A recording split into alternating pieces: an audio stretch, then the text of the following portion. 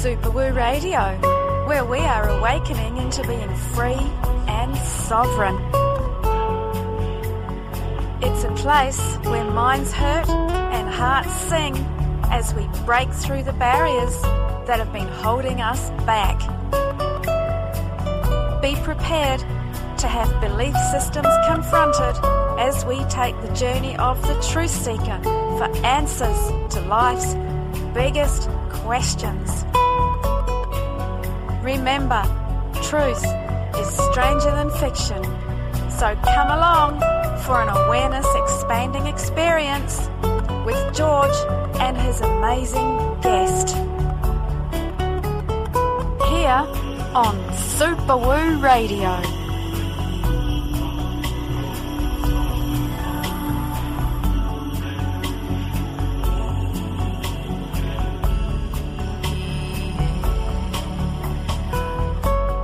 Hello and welcome, magnificent Earth humans and all you other wonderful beings throughout the universe, listening to our multi-dimensional broadcast here on Super Woo Radio, episode number 33.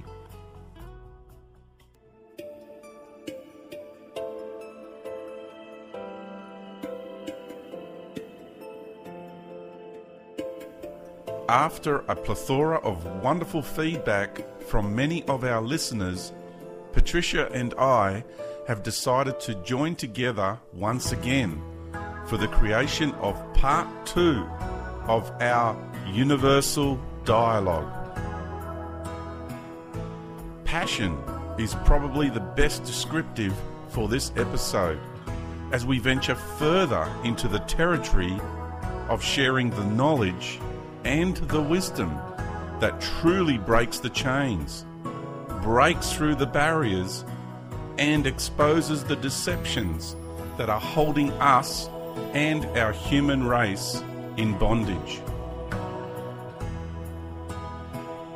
This conversation is not just another exercise in feeding the mind, nor entertaining it, but rather a dialogue that speaks straight from and to the soul.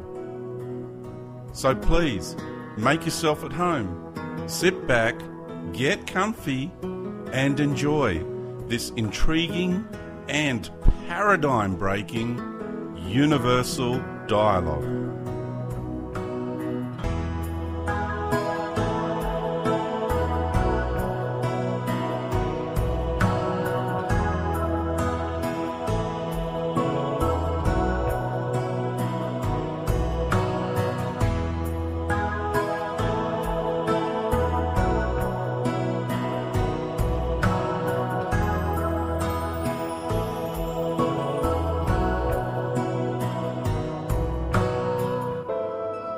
Patricia Farrington, welcome back to Super Woo Radio. George Kavasilis, thank you for having me again. Well, that sounded all so formal, didn't it? Yeah, it did.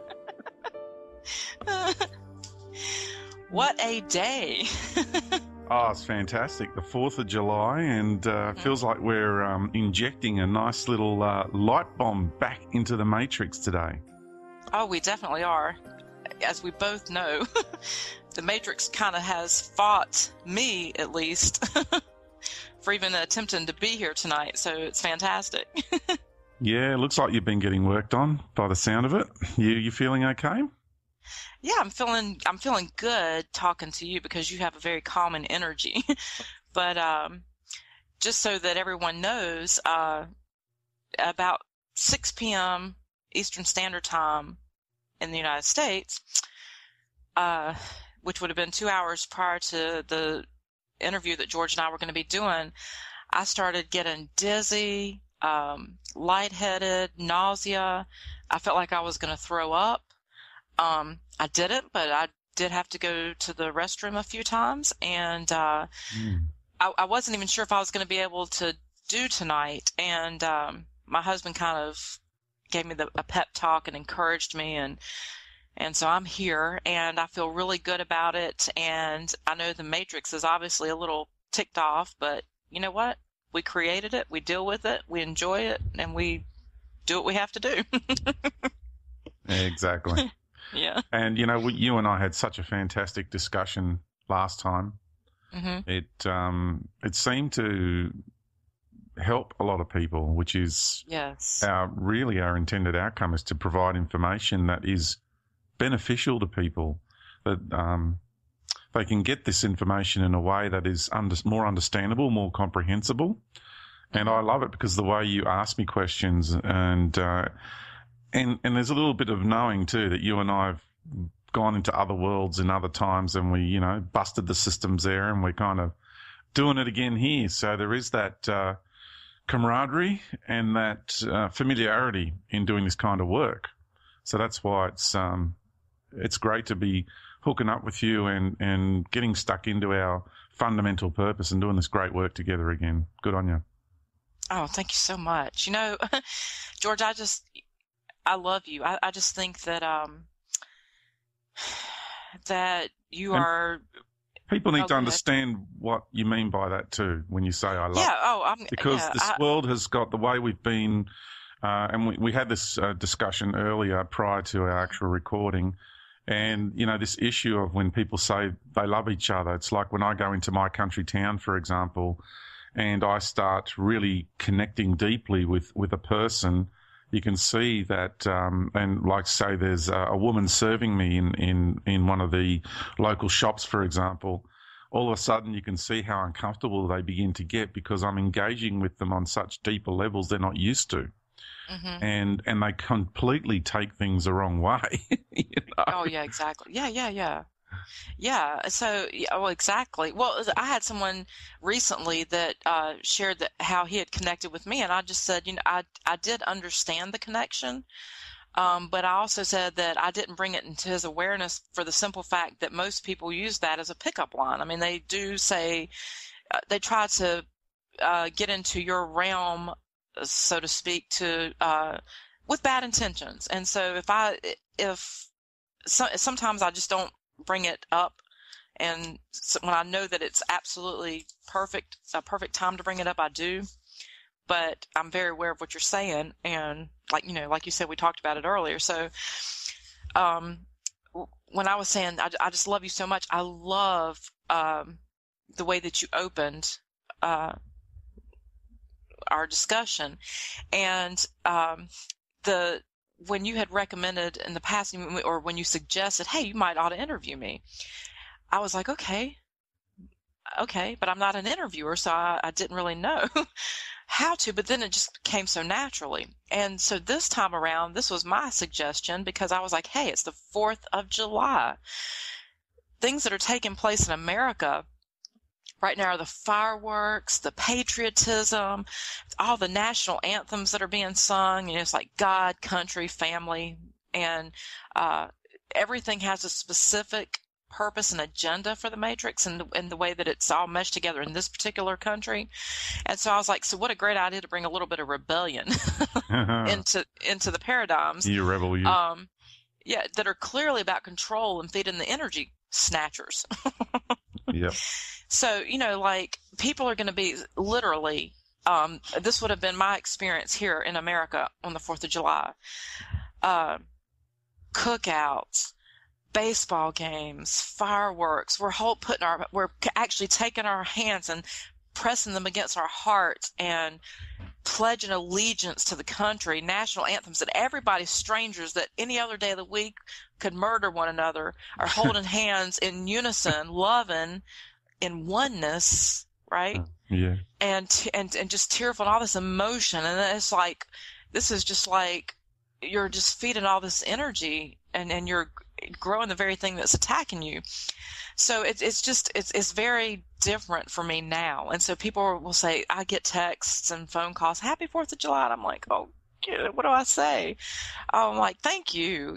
What are you doing? Well, I'm kind of rebelling. I'm eating Chinese tonight. What are you doing?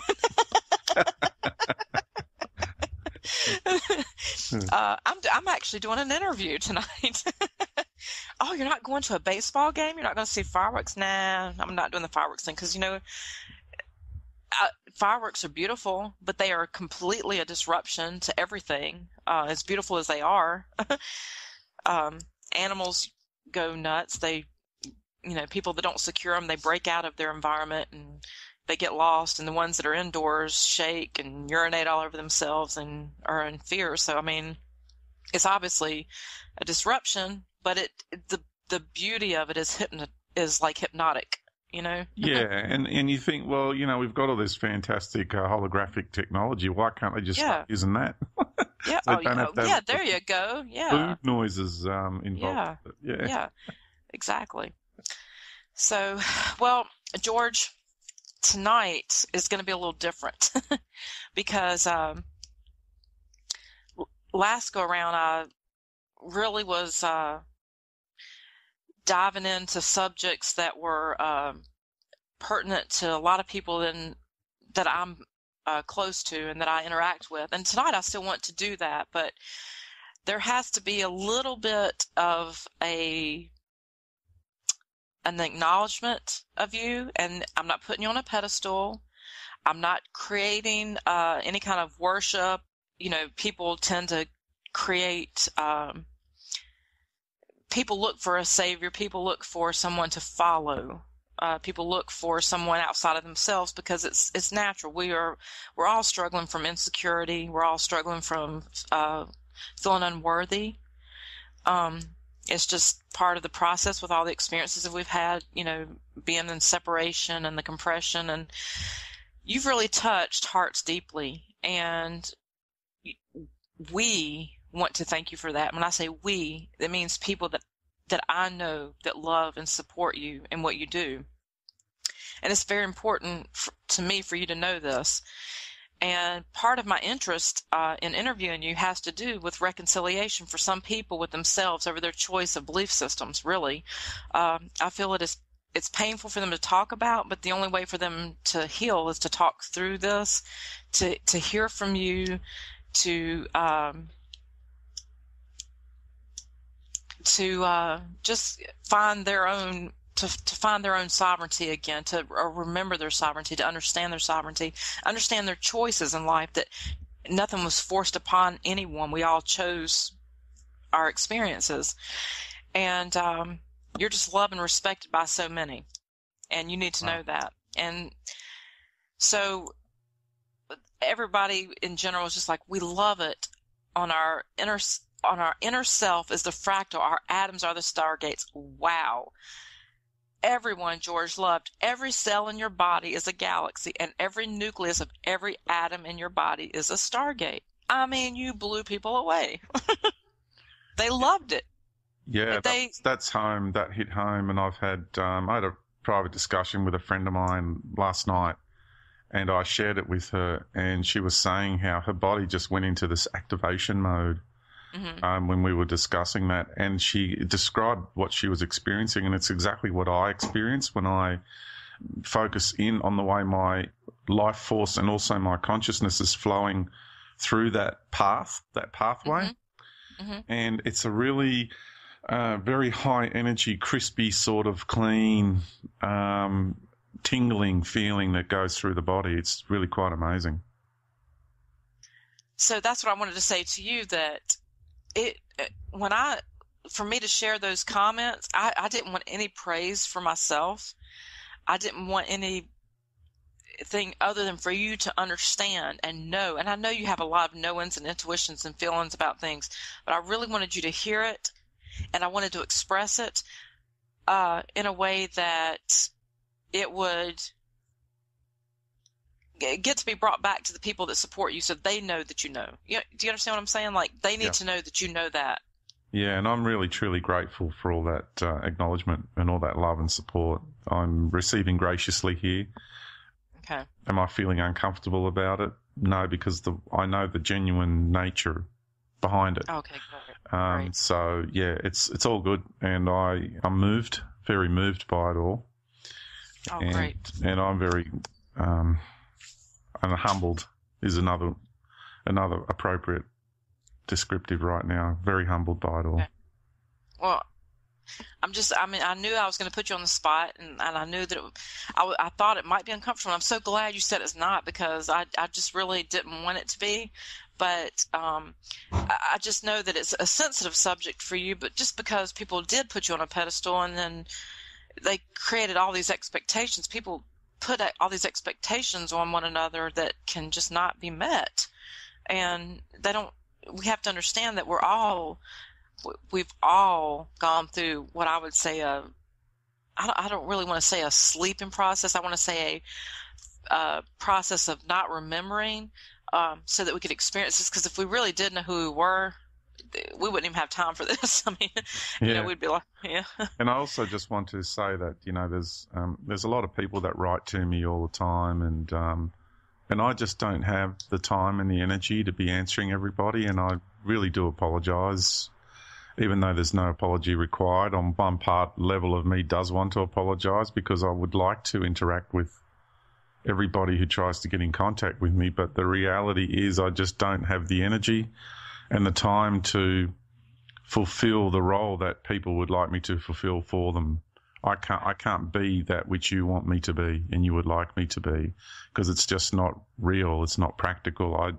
I have my own private life I need to tend to, and I just can't. And I don't have it. And I appreciate the emails I get from people. I appreciate the comments, but the amount of requests that people want for me to talk with them, to connect with them, and some people write in a manner and fashion that they're expecting me to get back to them, and then some people get quite angry when I don't, and that's sad, because they had some sort of expectation, and that's quite controlling of them, really, in the way it's the way some people write to me. And for those people who do that, I just want you to know that I don't have the time and the energy to be answering everybody. I'm already at my maximum, and I just really don't have any more energy to give. So I'm doing the best I can. I'm just a normal person like everybody else. After you and I finish from this discussion, I'm going to go put a load of washing on. And then get on with some painting, Yeah. And then I'll probably do the editing tonight, start the editing tonight. So that's, people just need to realize, and I don't sit at my computer 24/7, and I just wanted to share that, just to bring a bit of perspective into people's lives, because people have different ideas about the kind of roles that people like myself are playing. And I'm already doing my best to serve in the best way that I can. Well, and thank you so much for saying that. And I agree. And people, they really needed to hear that. They did. And so I thank you for sharing that. I'm not a George. And as far as I haven't been out in the public, I haven't, I haven't written a book. I haven't put out the presentations that you have, the videos and all the things that you have. And just from interviewing you, I got bombarded, but I can't even respond sometimes. But how do you feel about talking about oneness?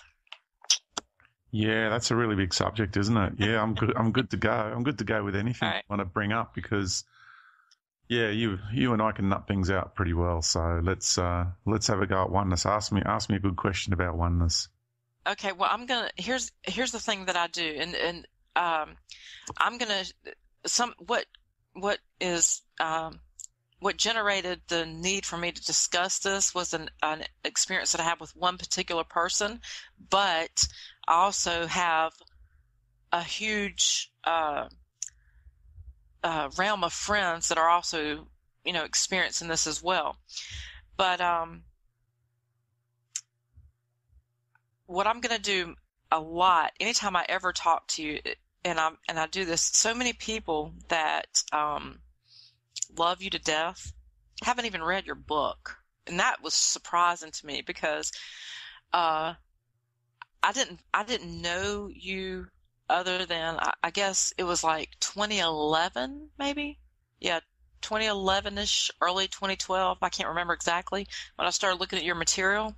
And it was just I listened to one or two interviews. Then I was like, oh, he's got a book coming out. I'm going to wait for the book. I didn't go listen to every video that you had produced at all. right away resonated, and I waited for the book. Yeah.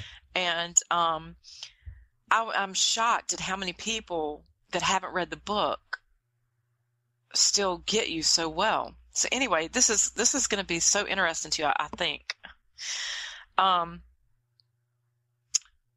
Okay. You have had a huge impact on a young man that's in his early 20s in Poland, okay? I'm going to pronounce his name the best that I can. I'm not going to pronounce his last name at all because I don't think I can, but his first name, I think, is Maciej.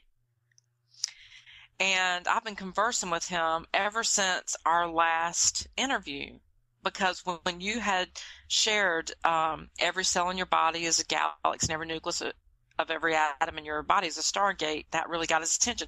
He didn't even listen to the interview. So I thought that was so funny. He didn't listen to the interview. He hasn't read your book at all. But he went through a very dark, traumatic time in his youth. I mean, very dark, where he was basically in high school shunned by his peers, started going down a path that was really troublesome for him. And he was very isolated, very alone, to the point of like suicide. Yeah. And he started listening to you. He was listening to like David Icke, you, and various other people. Some people I'd never even heard of. And he said that he knew that there was a lot of disinformation. Well, let me say this: his journey of isolation through his trauma is what made him a truth seeker. He knew that there had to be more than what he was experiencing. Yeah. So he started seeking things out. And he didn't even have access to an internet. Like all the kids around him had access to the internet and whatever. So he went and worked his butt off to save money to be able to get a computer to have internet, and that's how he found you. So technology, there you go. And so what occurred was, he said that he knew there was so much disinformation out there, but that what stood out about you to him was that he could feel you. He could feel your heart, and he trusted your wisdom, like he knew you were real. Wow. And this is someone that's just a young guy in Poland, doesn't know you, hasn't read your book, he listened to multiple people, and you stuck out the most to him. He also heard you say at one point something about the I am. I can't remember exactly what he said, but it was something about the I am. So what happened, like when you start hearing about the I am, that's it's real, it's genuine, it's us, but it's also a part of religion, because religion uses the I am. I am that I am. That's in Hebrew, let's see, I think it's I can't remember how to say it now. Asher, A-A-E, something like that. It's like I am that I am. Mm-hmm. And so a lot of the comments and statements and questions I hear is that I am wanted to experience self. So he parted thanks to brain, which makes an illusion of separation. He knows that there's no division between me, you, and the other person. Basically, it's like one creator having the illusion of all the other individuals. So this is huge. I mean, this is something that is continuously being propagated over and over again. And so one of the things that I wanted to do is I just want to read a little bit from your book. I've written down so much, but I'm going to read a little bit just to start it off, and then I'm going to be quiet and let you talk, and then maybe I'll add some more. But you said the pineal gland is where the many programs propagating the concept of oneness originate from. Yes, we are all one in the sense of unity, harmony, and synchronicity, but the concepts of oneness that are being disseminated by these programs are promoting more of a collective hive mind construct. When I use the term collective hive mind, I am using it in the context of a beehive or an ant colony. These are the types of oneness programs that the gods and their archons have created. Some people say there is the infinite one, or the one infinite creator, but that too is a contradiction. That is a perspective from people who are enmeshed within the more sophisticated programs of this God. People also use the term oneness. There is even a planet-wide oneness movement growing rapidly today. This is just another program. These programs keep people thinking that we all come from this one entity, that we have been born or spawned out of this God being, and that we did not exist prior to that moment. It is a perspective that views our soul essence as though it is a cell in our body, and that all our greater essences together make up one single body or being. That's the answer to the question. It's wow. Sometimes when I hear back what I wrote, it kind of surprises me sometimes. I really, people need to understand that there is no, in the greater scheme of things, there is no one anything. There is no totality. It is infinite. So there's no one anything.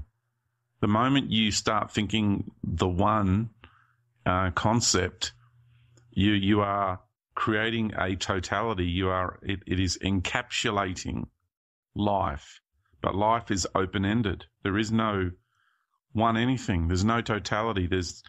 We haven't been born or spawned out of anything. The other notion that we have, and there is this one infinite creator, which is a complete contradiction.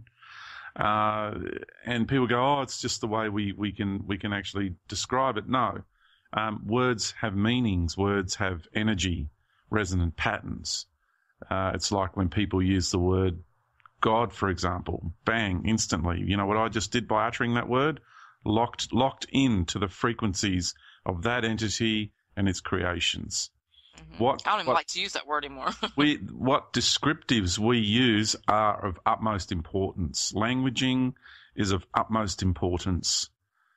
When you start realizing programs like the God virus and the God program, when you start becoming aware of it in your own languaging, when something happens in people's lives and they go, oh my God, mm-hmm. You know, how often do people say that? And if you observe, every day, all day, if you observe people around you saying that, and how much, because each time it's said, it's a deposit of energy as well. So it's an economic collective. We're talking about a monetary system on a cosmic level, and then people are there praying, saying 100 Hail Marys or whatever. Mm-hmm. They're constantly praying because what they're doing is they're paying out as much as they possibly can, thinking that one day they're hopefully going to buy their way into heaven. Mm-hmm. Subconsciously, that's what's taking place.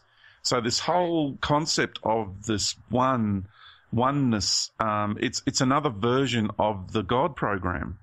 It's another take on it. It's the same program. It leads you to the same places within the universe. And as long as we can understand that there is no one anything, no totality whatsoever, that beyond this universe is an infinite isness, is probably, if we have to use descriptives, because we kind of do, that's the closest thing or descriptive terminology that I can use to explain what it is that I'm experiencing. And I assure you that these descriptives do not do it justice. No way. I mean, what we are trying to explain here can only be truly felt. It's like someone else said to me, had a wonderful conversation the other day, and someone said to me, what's the name of God? And I said that, first of all, you just uttered the name of the being who's claiming to be the creator. Mm-hmm. And those three letters, G-O-D, were handed to us by the priestly caste. Mm-hmm. We've gone straight into the big stuff, haven't we? So, by the priestly caste, it's like, where did those letters come from? Who gave us that word? Right. And once we begin to realize that, it's like, wow, because no one ever asked that question. That we're actually, and this is for all the Christians out there now, for all the people who see themselves as Christians and they see God as the creator, you are actually worshipping the God, or shall I say the deity of the Pharisees. Mm-hmm. Right? And if anybody knows their scriptures, they're going to realize just how often the Christ warned the people about the Pharisees and their doctrine. Exact. Oh, yeah, definitely. Yeah. Right? And it was the Pharisees who conspired with the state system to knock the Christ off, to murder him. So it was all a conspiracy behind the scenes, because he posed a threat to their ruling infrastructure of spiritual domination. Exactly. Well, I have several other parts that you have written that I'm going to read. And see, I love reading back to you, because I think, like, sometimes I'm like, I'm going to read back to him. It's kind of silly because he wrote these words, who knows them. But I always feel like when someone puts back at you what you've written, it gives you time to self-examine and go, wow. Even for me, if I say something and someone brings it back to me, I'm like, wow, I know it. I get to express it even deeper. And like, I feel like you just did just then.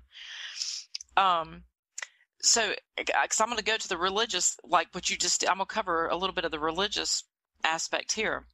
So you also wrote, I understand due to fractalization, people would think that way. Consequently, they project the same principle as if it applies to all things on all levels of all that is and all that exists, unable to see past this cosmic matrix. Like our spirit exists beyond the cells and physical wholeness of our bodies, so too do we exist beyond the wholeness of this universe and the level of being that created it. Wow. Yes. Yes, exactly. Huge. Yeah. Yeah. And that is exactly what I'm referring to here, you know. So maybe we're so enamored with this universal creator's creation that we want to worship it. Maybe we're just enamored by the light universe. Well, no, not really, because what we're enamored, because if you look at all the organic way of life, what's happened is we're becoming enamored by the ego of the God entity, who's imposing its cultural philosophies and spiritual constructs and concepts into the minds of humanity. That's what's going on. The natural order of life in this universe is on the level. You know, there is no issues of ego. The reason why we are suffering from egoic problems, this is the egoic issues the human race currently has, is a direct result of us allowing this God entity, who is suffering from more egoic insanity than any other entity in this universe. It's the pinnacle of ego. It's exactly what it is. Don't go too far into ego, because that's next. Right? It's the pinnacle, and then of a distorted ego probably is a bit more. Yeah, distorted. Yeah. Okay, yeah, that's better. Really, I'll get into that in a minute, like you said. Yeah, you can't be mean to the ego, because you're getting ready to praise it later. Yeah.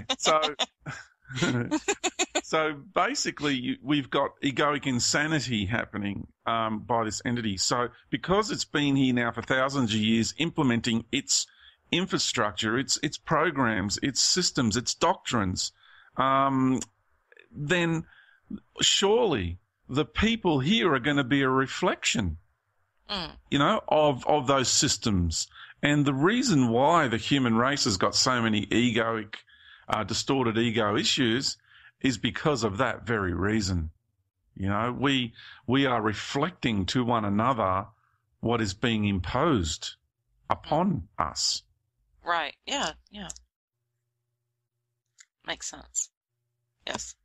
Because the moment that system is taken away, you change so fast. Well, like you said, what is happening with me? Me specifically? The entity around me? Oh, what I discussed before, yeah. Yes. You see, me and this entity are separate. We're parting ways. Yes, you are. And it's creating a little bit of turmoil. Just a bit. Yeah, just a bit. Yeah. So, and then you went on to say the perspective of our soul essence being born or spawned out of a single God entity is a perspective that comes from exposure to the mind virus programs of this God entity within the cosmic matrix, designed to blur the lines between reality and illusion. These are such big words. See, I didn't even know I was going to even talk about this tonight. Reality and illusion. because Very powerful gosh, I mean, words. Very powerful such words. powerful words. Yes, because even people now are torn between whether this is a real reality or an illusion. I mean, this is good. People banter back and forth on this. We banter Oh, that's a good one. Oh, gee, Yeah.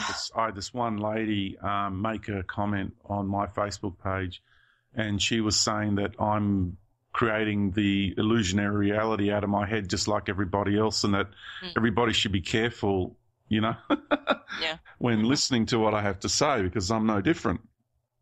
And I'm like, well, hang on a minute. My work is about getting beyond that device called the pineal gland that's in the head, which is creating the illusionary reality, and getting back to what's real. And my human vessel is real. The planet is real. The natural environment is real. There's nothing illusionary about it. And I find it fascinating how people always use this illusionary angle to devalue something. Oh, yeah. It's a very subtle process of devaluation, which is really for people who get caught up in the issue of that this is all an illusion. What's happening is your cosmic ego is getting caught up in a program of self-sabotage and subterfuge. That's what's going on.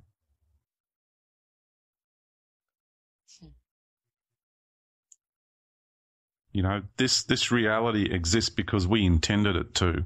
We intended to have an incarnation here because there's something most miraculous and wonderful going on. And when we realize our fractal nature and what we represent, that we're walking universes, and that very soon we're going to be accessing the 0-point fields within our own bodies, think of the immense power we're going to have access to. I mean, come on. You know, right? Yeah. When you start looking at that, and then you realize that we are the biggest battery banks walking around the universe, because there is no other race that exists that has the fractal nature that we do. There isn't. We the human race on Earth is the fractal incarnational vessel. Period. End of story. And that's why over thousands of years you've had all these extraterrestrial races that have come here, and they want it. They want a piece of it because they want what we've got what they don't have. And this creation here of the human being on this planet, which is a fractal in itself, is the most valuable resource in the universe, bar none. And the fight for you, for ownership over you and ownership over this planet, is the biggest battle, the biggest fight going on in this universe. And don't underestimate what's going on behind the scenes, because I have more of an aware access to the fights that are going on behind the scenes. The battles that ensue behind the scenes are nothing short of absolutely colossal in magnitude.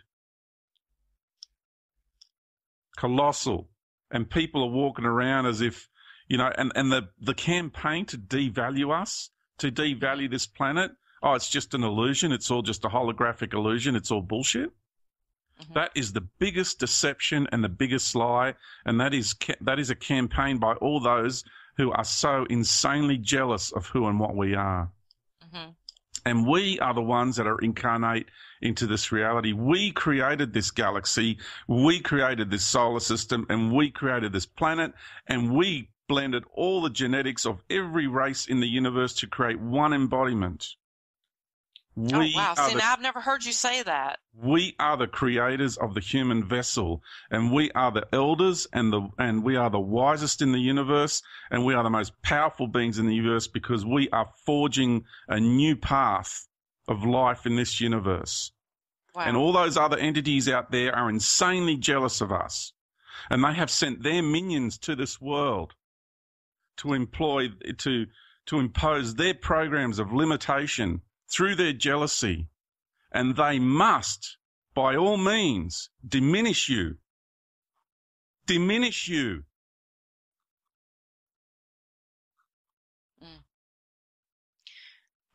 Well, yeah. I mean, and that is kind of, it's like reverberating all throughout this planet, because I'm hearing this constantly. It's more and more. If it's the God program, it's that you're nothing. You're nothing without God. If you're an atheist, then you're nothing. You're just a speck in the cosmos, because look at everything that exists beyond you.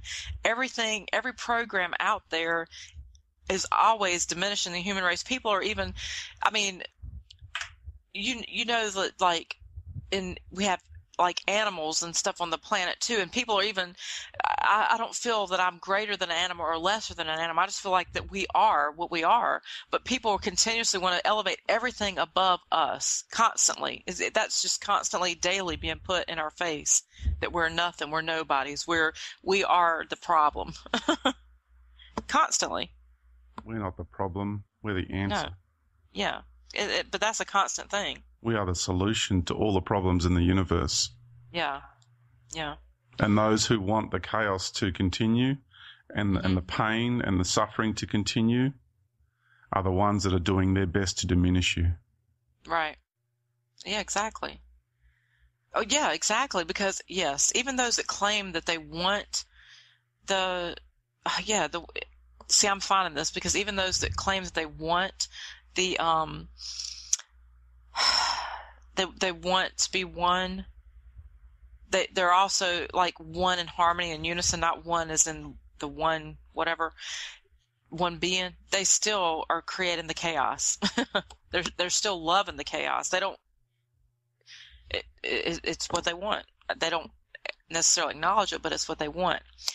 And something else that you shared is, you talked about the candy that's on offer. You said another candy on offer is the lure of a collective hive mind philosophy of losing oneself to oneness.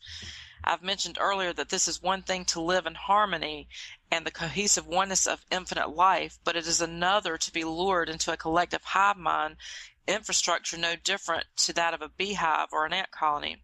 I've even heard that the guru of a major oneness movement on this planet says to his followers that he loves them more than they can ever love themselves. That is pure poison.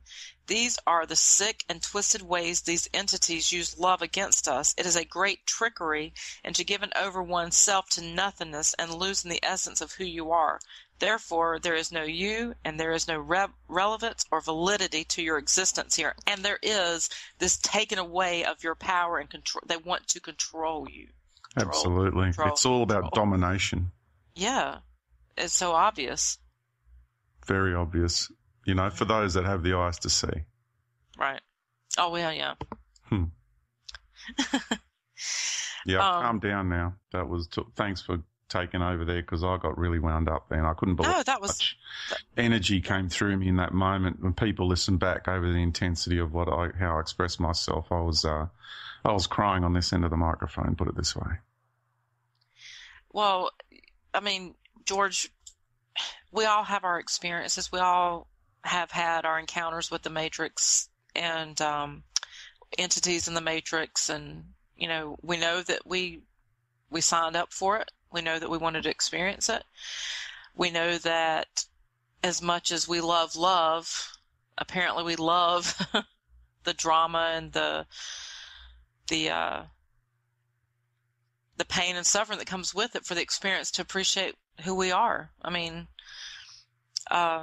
there's also, it's kind of like, there's this, for me, there's a longing to remember, to know, to go home, and also a satisfaction in being here and knowing that I know who I am at the same time.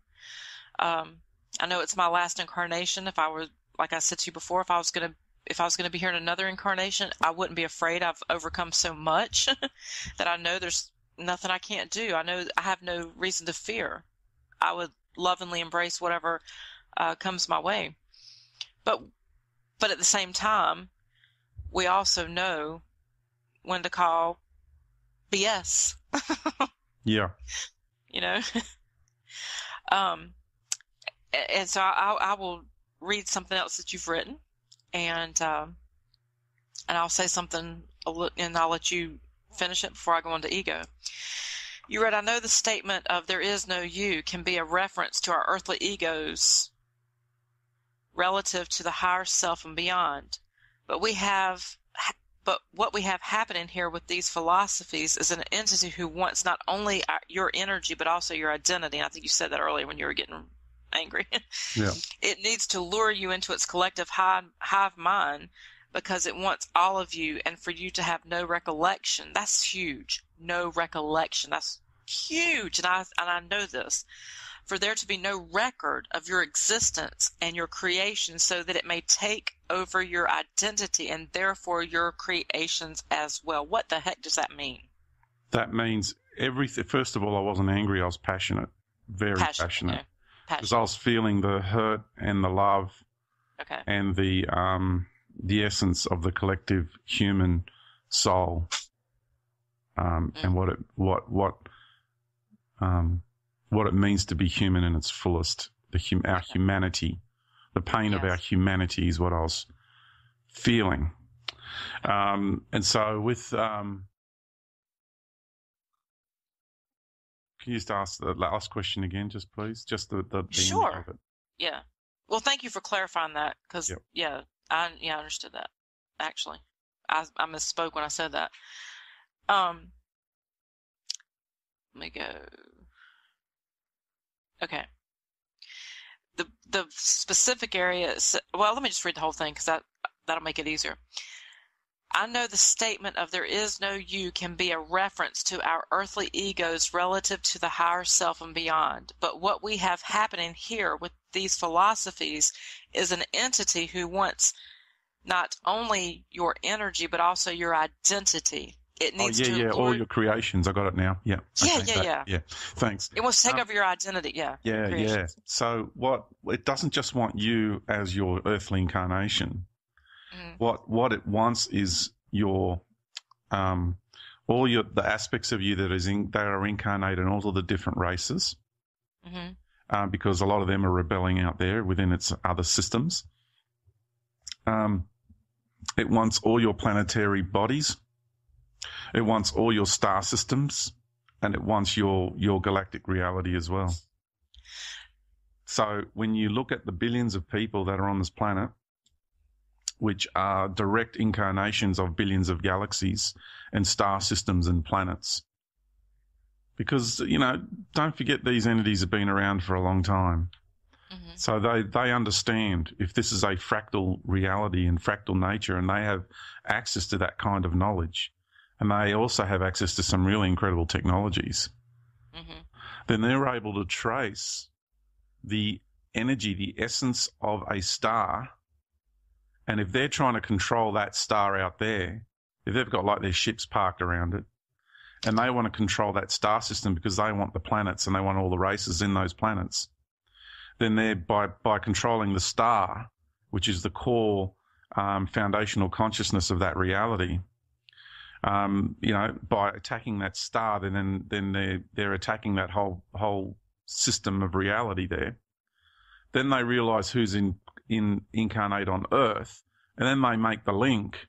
Then they're going to attack that being here on Earth, because here is a representation of everything you are out there. So you're here, you're more vulnerable. As a star, you're a pretty strong being. It's not so easy to control a star body. It takes a lot of work and a lot of technology, depending on who the type of expression your star body will have. There's of course there's weaker stars and there's stronger stars and and what have you, but here we're quite vulnerable to them, and they want to control us here, which then they can control all our creations out there, because it's like wagging the dog. It's like the tail here wagging the dog, and that's why the fight over owning us is so much more than people realize. They have so much more to lose.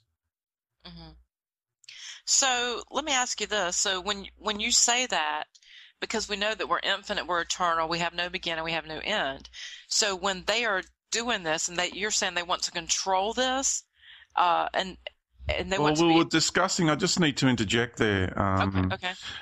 Okay, Patricia, because what we're discussing when I'm talking about the stars and the planets and our races and all that is all our creative process. Yes. In the great arena of this universe. Right. No, I agree with you. Yeah. So we're not really discussing our infinite nature here, because they can't control that anyway. Yeah. That's where I was going. What I was going to say is, so that is what I was trying to say is that is their that's where they, in a way, are deceived because they really feel that they have this power they don't have. That's what I was going to say. Oh, Like sorry. Yeah, I cut in, yeah, didn't I? yeah, that's okay. Yep.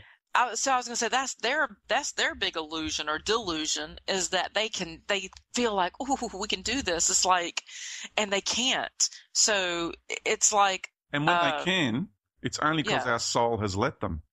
Right. Yeah. So that, like, they can't. Yeah, exactly. That's what I was going to say. So it's like, well, what I was going to say is, like, we don't really have to fear that. Now, and I have some other things, like I said, later, because it's so funny, because the way I laid this out to talk to you tonight, you're bringing up things that I plan on talking about later. So I know that this is a perfect flow, because I see how you're like, I'm like, no, don't go there yet, because that's going to come later. But it's great because we're on the same page. And so it's kind of running over.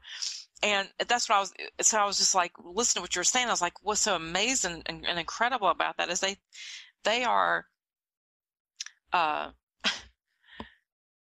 under the delusion that they actually have this power, and they only have the power that we contracted and agreed that they could have, or that we could have, even ourselves. It's so funny. Exactly. It's not like serious. It's not so serious. If I want to smite them, I can probably want that all I like, but if it's not in, if their soul won't allow me to do that, it just ain't going to happen. Exactly. Oh, see, I can't wait to share what I've got later for that. So yeah, exactly. So that's why our journey through this cause. For those of us who know our journey's coming to an end, that's why I use the word completion. It ain't about ascension. Exactly. Ascension is for those who are not completing their journey. Ascension is the deceptive program of people thinking they're going to somewhere higher and greater and God's heavenly realms and all that BS. That's what all that program is about. But no, we're achieving integration and completion here. Yeah, and many of us, we did fall for the ascension, whether we call it ascension, heaven, whatever. I mean, we did. We went through that process, and so what I say, thank you for the process. Thank you, because and I would just say this in all honesty, I don't know if I said this to you or if I shared it with someone else, but I remember talking to the very last pastor that I had. And his son had said to him, Dad, like, he didn't want to be disrespectful to his dad, but he was like, if heaven is a place where you go and there's like all these clouds and we sit around and we just like float on clouds and we praise God and like play the harp all day, I think that would be pretty boring. I'm not really sure I want to go there. And this, he's talking to his dad, who's a pastor, of course. And it's kind of true. It's like what I came to realize is I was like, really? Like, there comes a point in time when you've explored a universe enough to know that you're over the drama in the universe, that you're done here. Doesn't mean you just want to go like praise God and float on a cloud and play a harp. It means you're off to your next adventure. You want to go on and explore more. You've explored this as much as you can, and you're done. And so it's not about a lack of appreciation. It's not about a lack of love. It's the opposite. It's an appreciation, a love, and an awareness, and knowing, and knowing that it's time to go. And there's no fear. There's no anger. There's no fear. There's no regret for the experience. It's all a process of growing, learning, and love and knowledge. So, but yeah, I may have gotten sidetracked there. I just wanted to make sure I was clear. Like, I wasn't trying to say that that they actually had any kind of power over us or anything. That's how I started that. When the only power they have over us is the power we allow them to have over us. Yes, and I totally get that. I mean, you can see that every day in your life. It's a matter of whether or not you choose to give someone power, or whether you don't. And I've always said this too. It's kind of. I've always said you teach someone how to love you. You teach someone how to treat you. You get treated the way you allow yourself to be treated. Exactly. And that would be the same thing on with the personal relationships contracts with people in our lives. It's I'm resetting the boundaries with everyone in my life, and that includes Cynthia. Yeah. Everybody. I'm resetting my boundaries with everybody in my life, because I'm resetting my boundaries with life itself, with the universe, with the planet. I'm resetting my boundaries with Mother Earth, with Father Sun. Yeah. I'm resetting my boundaries with you, with the galaxy, with everybody. Because if I don't, that means I'm still in stasis. I'm still in the same holding patterns I was in before. Right. No, I agree. I do agree. And I want to sum up one thing in the oneness aspect, and then we can go on to ego, which would be great. Yeah. One of the things that really, when I was exploring this and talking to others that had questions, I was thinking about, because you and I both have a Christian background. You remember when Jesus, he proclaims that he is one with the Father, and that when we ask him into our hearts, that we also can be one as he is one with the Father. So if you ask Jesus to come into your heart, now you're also one with him and the Father. You're one with one another as he's one with God, the Father. So all of a sudden now we're all in this oneness. But this is and I thought this was so significant. And you just see if you follow me on this. I was laughing when I actually thought about this, because I was thinking about how in this awareness that we're currently in, where some people are in the mindset of oneness as an individuality in harmony, and then oneness as in we're all the same being. It's the same thing as in freaking religion, because the huge battle in between Christians is Jesus the Son or the Father? Is Jesus the Son or the Father made manifest in the flesh, and that making the Father, Son, and Holy Ghost one being, or the Trinity? The difference in beliefs plays a role in the denomination that people follow. So it's still even running over, if you're not even religion, if you're trying to still, the God program runs into the very beingness of people that you have to remove. Like you said, I'm in the process of releasing. We have to release this completely, because that same conversation is going on now. I'm asking you to talk to me tonight about oneness, because people still don't know that they're infinite sovereign beings. Well, they're still first of all, I'm going to make this statement, which will probably, freak a lot of people out. But okay, hear me out, okay? Sure. Let's see how people react to this one. Okay. Yay. Yeah. Wait till all these people find out that God is the demiurge and that Jesus is the Antichrist. Oh, yes. Hello. Yes. Come on. And people go, well, how could you've just denounced the Christ. No, I have not. Mm-hmm. I have not denounced the Christ, and I have not denounced that there is a creator of the universe. Mm-hmm. See? Now, there's a big difference there, because, people have got programmed into their mental framework that the name God is the creator, and that Jesus is the Christ. And both of those names were handed to us by the Pharisees. Exactly. That we call it the priestly caste, and it goes beyond the Pharisees. The Pharisees was the name given to the priestly caste of that era, in that part of the world, right? Just in a small part of the world, by the way, Yeah. Oh, yeah. Okay. So the priestly caste is active today. It's never not been active. It went underground for a little while because, when the Christ turned up, and the Christ in the feminine, which really kicked ass, turned up, they totally decimated the priestly caste in that era, in that time. And it took them a few hundred years to recover by the time the Creed of Nicaea came about, when when Constantine finally reinstated it as a state system, because he was getting so much pressure from the priestly caste. Yeah. So you got to realize what it is we're dealing with here. People need to wake up. Yeah. Everything in this world is arse about. Oh, yeah. Yeah. And we go into the discussion, what is Christ? Well, it has other names in other cultures. Yeah, it's just anointed one. Well, it's the golden one. It's the anointed one. And it was Christos, in ancient Greece. That's where the word comes from. Would you say... Christos. Now, you got to hear me out. Christos. This is the origins of the word Christ. What is it? Where does it come from? And comes from the Greek word Christos, which means he who is the golden one. And then they put in the sword, which is the crucifix, and made the letter T, which makes it Christos. Okay? That's where that word originates from. And what it says is he is the golden one. It has to do with the light of the sun, and it's not about paganism and all that sort of other type of worship. I'm talking about understanding the light of the sun. What is it? What part of it? How does it relate to all of us as individuals? And then it also relates to the Christ relates to the substance of what your soul is made out of. When we came into this universe, soul is actually a co-creation from your infinite self and the creator of this universe, imparting onto you what you could call a seed of the universe or a fractal of the universe. And that fabric, that essence of the part of you that is one with the creator of this universe, that is what the substance of Christ is. And it's androgynous. Neither is it male or is it female. It can express itself in either.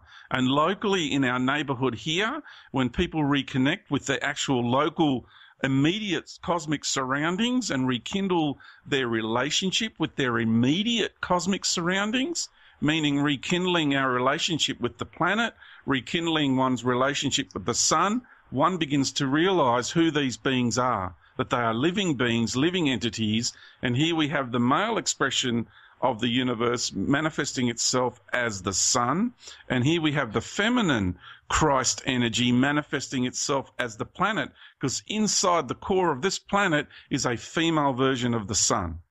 Right. And once we remember the actual immediate cosmic construct locally, let alone other galaxies and stars, just locally, the realm you have incarnated into and entered into a very deepened relationship with, that forgotten knowledge, which is actually forbidden knowledge. Aha, yes. This is forbidden knowledge that is being shared with you here. This is not allowed, this kind of understanding. It's a no-no. And the reason it's a no-no is because it's reality.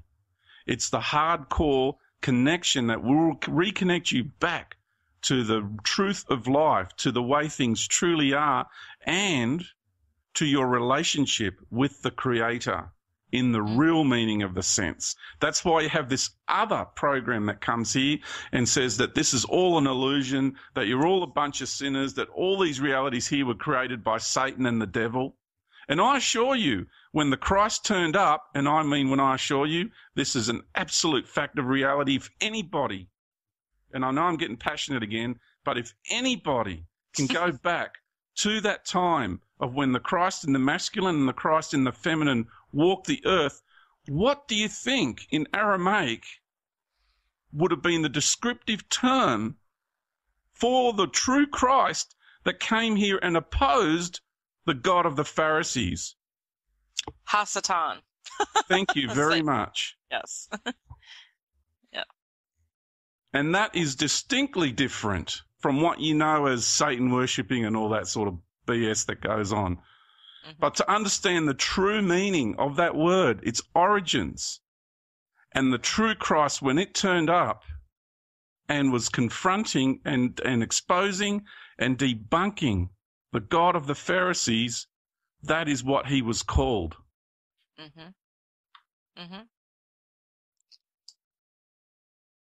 And that's a fact. And anybody who's got their memories happening will actually reconnect to that absolute truth of reality. No denying it whatsoever. Well, okay, everybody can live in denial of that truth if they want to. But not when you know. But when you know, you know. And you know it in your heart, because from that time on, when that event occurred, that has had the ripple effect through time, which has caused, it connects you to all the pain in this reality, all the pain that the sun has suffered, all the pain that the earth has suffered, all the pain that every man, woman, and child has suffered since that moment on. Understand why I'm getting so passionate, because I'm having to try and have some sort of management of all this energy that's flowing through my body right now. Because when you become one in life, the true meaning of oneness, when you become in resonance and harmony with all life around you, become that which you speak. You become that which you connect with. To understand what it means to be, to understand the earth, got to understand what it means to be the earth. Right. To understand the sun, to have the true knowledge of the sun, you've got to understand what it means to be the sun. Mm-hmm. To understand Christ, you have to understand what it means to be Christ. Mm-hmm. You have to embody it. Right. Yes. What you shared when you asked, who this person would be, and I said Hasatan, and this is a knowing that I came to prior to knowing you, and so it made it so it was such an easy transition or movement to come into your realm and understand your awareness, because I was there, like I was ready. Like prior to that, I would have never have been. And so one of the things that I can say, because I had already figured out that, hey, Jesus is the Antichrist. And so what I would also say is, like, when you said you have to know what it's like, I will tell you that the one thing that I knew was the pain. I knew the suffering. I knew the pain. This was the hard part in separate. If you come from religion, and the hard part of separating yourself is once you have felt the pain that the true Christ felt, that when you understand what the earth feels, and I think that as women we get a sense of that through childbirth, through the whole process of loving, nurturing that child in your womb, that whole relationship that is created in the process of birthing. I have felt the love, the joy, the sadness, the suffering, the pain, and that was so hard. That's where the God program tries to create a little bit of conflict and confusion when you're trying to separate and come into your own awareness of your infinite divinity. It's confusing because you do have this connection with the true essence of Mother Earth and Father Son, and it's conflicted and confused within these religious realms, these God programs, right? Absolutely. Totally. And that's the idea. That's the agenda. And, I know I'm getting passionate at times in this discussion here today. And, well, it's conversation and dialogue and exchange. But please understand just how much energy we actually are here to deal with. When you embody that, it's like I'm still in this beautiful process of integration and completion, just like everybody listening to this. And I haven't by no means perfected the ability to deal with this kind of energy. As you can see, I get really extremely passionate about it. And that's because I'm trying to manage the amount of energetic flow. Dude, you think of how much pain every man, woman and child has ever experienced for the last few thousand years. Try rolling that all into one and have that flow through your body for a little while and see how you deal with that, let alone all the destruction of the natural kingdom. Every tree, every plant, it's not just the human race. There's so much, it's not. It's so much more involved in that process. It's a lot of energy that flows through one's body when you really, truly start to connect and become one with life, and know what that actually means, not to just bliss out in some hive mind collective. That's not oneness. What I'm experiencing right now and the intensity of it, that's oneness. Right. Yeah. And this is the same thing that unfortunately and fortunately, for me, like I've always been outgoing. I've always, of course, inside there's been insecurities and worthiness issues and whatever, but I've always tried to put myself out there and function from a place of confidence just to overcome that was going on inside. And, but the one thing that I've never, been able to overcome is I am an empath, and and I say that because that's just the word that I know, but I feel the energy of every being that I come in contact with, and it becomes overwhelming to me, to the point to where if I'm out, I have so many emotions going on inside of me. So you can do this like from where you are right now. For me, there's somewhat of a shelter when I'm separated. I don't have that exact ability that you have. Sometimes I do, like if I'm feeling you specifically, it's a different connection. So I can feel you and other people differently just in this environment.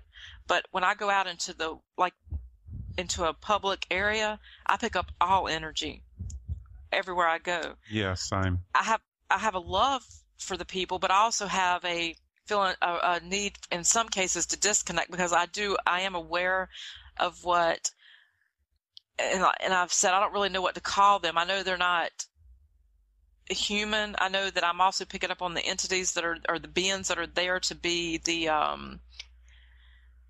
all the Klingons.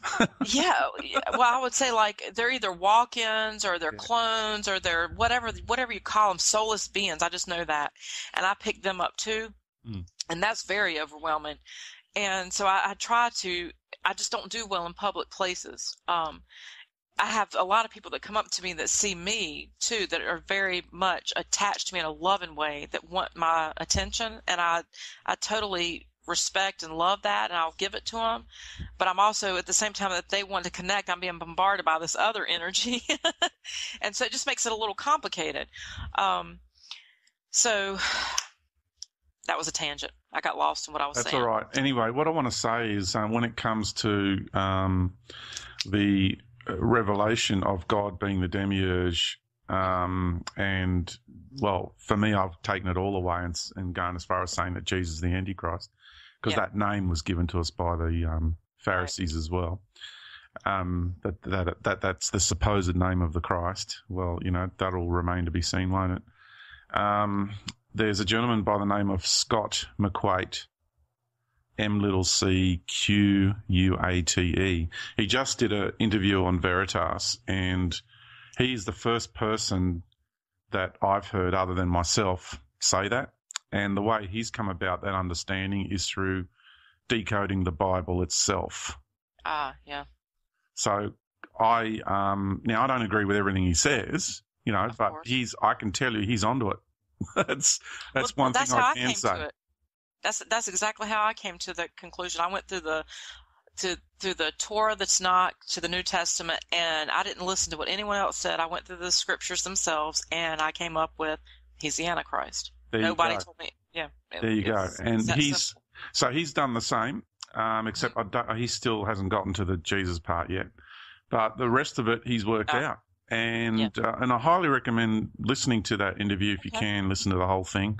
If not, then look at his website, look at his work, because it's there's definitely he's onto it. There's a lot of good stuff in his work. So there you go. It's not just George having a crazy rant.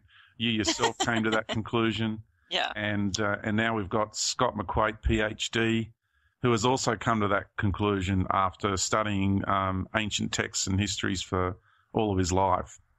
Well, there's other people that know it, but honestly, people are afraid. And I would just say the average person, the people that I've come in contact with that do know it, but people are afraid to say it because they don't want to be judged. But I would say, to sum up the oneness thing, this is something that after me really looking at this, this is kind of my new quote, because I got this because this has been my personal experience. To master feeling complete in one's aloneness is to master being complete in one's oneness. Brilliant. Brilliant. Thank you. Absolutely brilliant. And it was something that just really, for me, it was like, I get it, because this is not, I can't say we all, but most of us are afraid of being alone. And so when we are able to feel complete in our aloneness, then we can be complete in our oneness. We don't have to be part of that collective any longer. We don't have to have that need for that, Fantastic. So that was something that was huge to me personally. And what a magnificent quote. Good on you. Well, thank you. I just wanted to share that with you because it was just huge to me. And thank you so much for sharing, because I've loved your passion. It's been great. Yeah. Okay, we will pause it right there and take a quick break.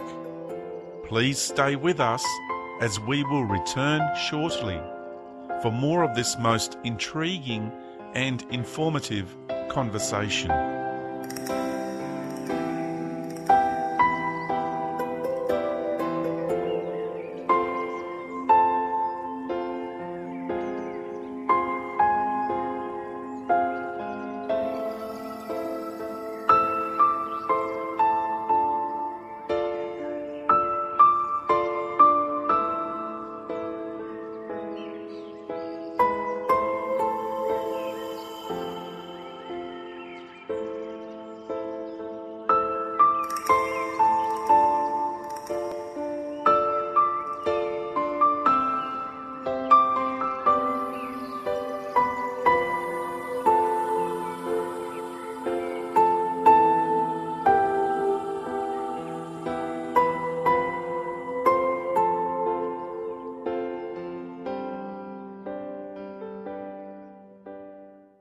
We are submersed in a construct that was designed to break us and keep us broken, but it hasn't.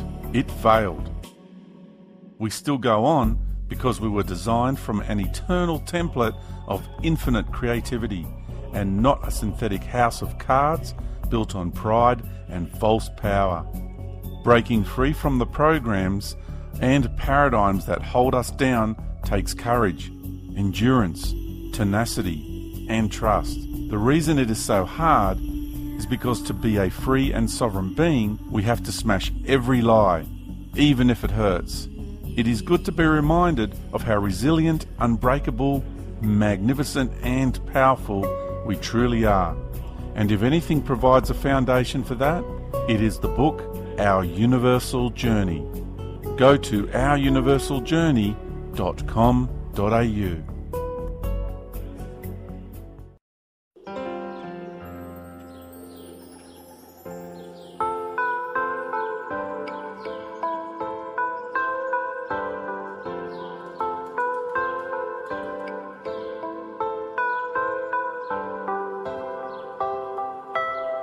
Music for this episode is brought to you by Medwin Goodall. The album, Dreamweaver, and is available through MG Music at medwingoodall.net.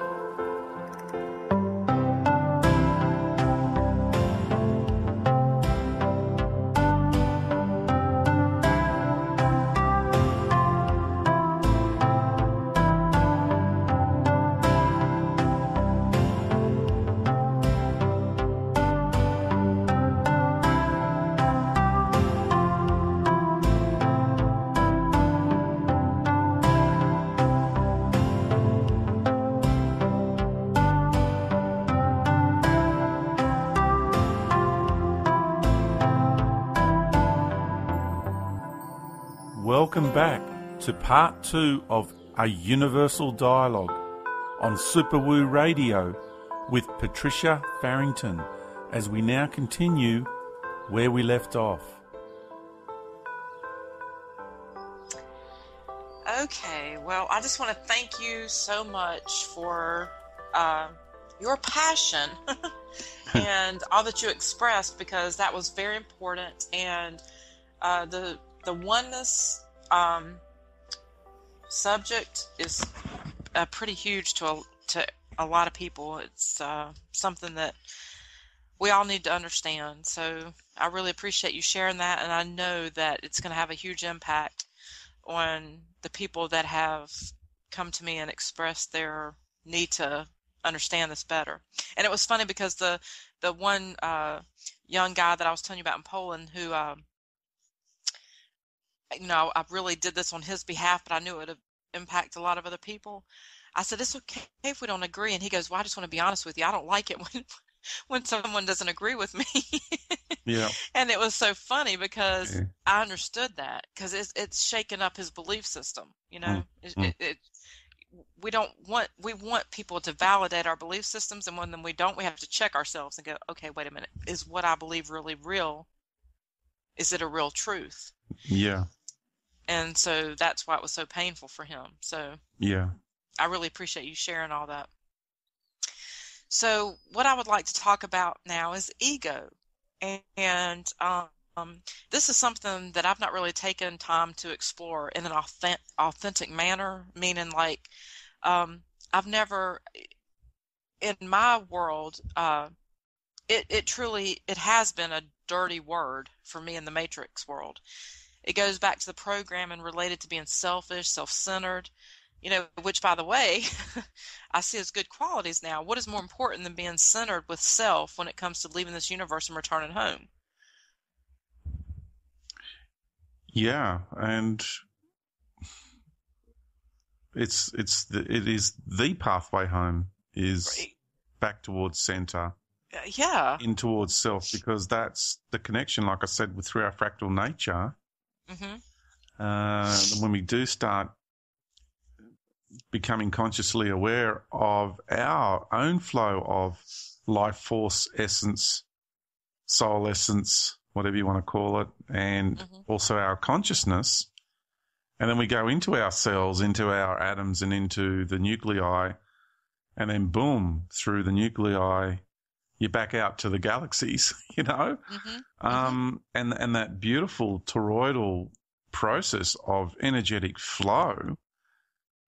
That's how you do it, because if you want to connect to the universe, then you've got a choice. You can do it through the pineal gland, or you can choose not to connect with the universe. Right. Or you can do it through the pineal gland, which is the way someone else wants you to see the universe. Right.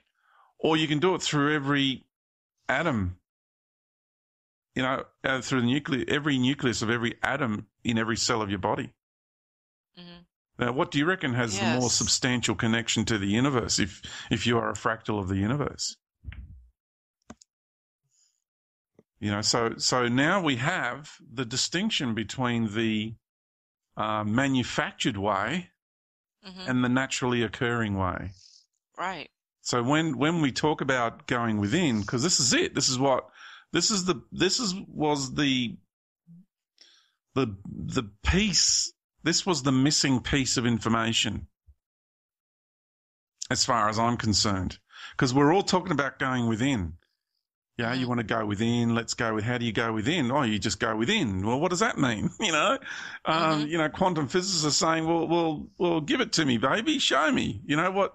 What does it mean? And people think we're just talking woo-woo. There was no substance to it. And I've been walking around lately saying, that's enough of the faith issue now. Trust and faith, yeah, that's good. But now we need substance. Now we need proof. Now we need something that a quantum physicist can go and look at in a particular area, and they can now start measuring. Yeah? This is what we need now. Now it's our turn to deliver the proof. Oh. You don't know. I turned on. Do you know what C-SPAN is? I don't even know if you. I'm not sure if you know what that is. I've heard of it. I've never. C-SPAN in America is a channel that allows you to go and observe. It's not media, as in like Fox News or MSNBC or NBC or CBS or anything. It's strictly going straight to Congress. You get to see the conversations and the dialogue going on between the House of Representatives and the Senate. You also get to see any kind of I would say trials, in a way, of where they're questioning people about certain activities within the government. I turned on the way that I've got my television programmed, because I'm not a big TV person. I really could give a flip about television. I like, particular movies that may tell me something, but in general, TV is like a waste of time. But I will always, or I have always looked at C-SPAN, because I know that I'm getting to see the real authentic what's going on between in the dialogue there. Even if it's BS, it's still what's going on in that realm that's never presented to the public now. There was a whole several hour conference on extraterrestrials. They were talking about ETs, their existence, bringing it into the awareness of the public, the planets they have discovered, and we haven't seen an actual ET yet. Of course, we know they have. That's where the BS comes in. But they are not just putting out like ancient alien TV shows and all this anymore. They are actually putting on C-SPAN. We're not that far from this revelation. This veil is going to be lifted very shortly on this. Wow. Because when is not far away, is it? No. Not at all. Not when they're putting it on C-SPAN like that. Is it the U.S. or is it the Vatican? Or is it a combination? It's a combination. Okay. Yeah. The Vatican is running the disclosure program behind the scenes. Okay. But it's the U.S. government that will be one of the main players in the disclosure statements. You think Obama's going to be the one? I don't know. Do you think? You got an election coming up soon, haven't you? Well, not for the president. The election for the president, he serves through 2016. So it'll be like at the end of 2015 that vote starts taking place. But I will tell you this.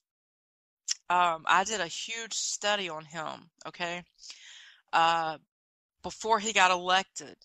And he actually, if you go back, and I did this through the Hebrew texts, and I haven't shared this publicly because it sounds, like you say, we sound crazy, woo-woo stuff. He also, his name, Barack Obama, if you actually, not Obama, but if you study Barack and you study him in general and the lack of his identity existing on this planet. Coincidentally. Yeah, he's definitely not from this planet, and he also is an illumination of light. I'll leave it at that. I'm not going to go too much into it because I don't want to get sidetracked. However, he's a huge player in bringing this forth. Whether he's the one that actually vocalizes it or not, he has a lot to do with it. I will say that. And I really don't. I mean, I've done a detailed study through Hebrew and in the Hebrew language and his background, and I'm confident in what I'm saying. Wow, that says a lot, because I know when you get your teeth into something, you do it properly. Yeah, I do, and he would be, to the average Christian, he would be considered the Antichrist. If they took the time, because they wouldn't understand that Jesus is, because he resembles that role so much in studying his history, his name, his everything, that he plays a huge role in the veil being lifted. So you could look at him as a good guy and a bad guy combined. Like he's playing like both sides. Yeah. He's doing a great work. As much as he's loved and hated, he's doing a great work. He is. Yeah, everybody is. I totally admire what everyone's doing on this planet, as much as I passionately dislike what some people are doing. They're still playing a fantastic role for us all. Yeah. When I look at him and like as my president, I could like go crazy, at the things that he's implementing, and at the same time I'm like, go, because you're doing what you're supposed to do. But it drives me crazy. So anyway, back to ego. Awakening to a free and sovereign spirit. If I remember, in awakening to a free and sovereign spirit, in your audio, doesn't Cynthia read that? I'm not sure. I can't remember, to be honest. I know she definitely. I think she does, and she does it so well. Yeah. Okay.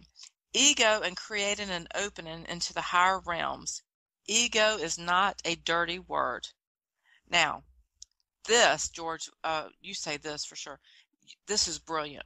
My immortal self is now demanding my immortality. My eternal self is now demanding my eternity. And my infinite self is now demanding my infinity. Exactly right.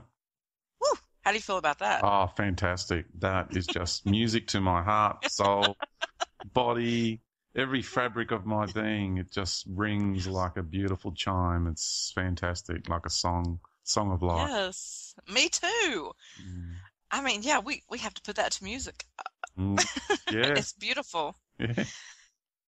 Greater aspects of self, meaning the higher self and the soul, are now saying to my traveling spirit that my ego and my earthly personality, which is living the experience of this one single lifetime, now needs to release control of this life and surrender to my soul and my eternal essence.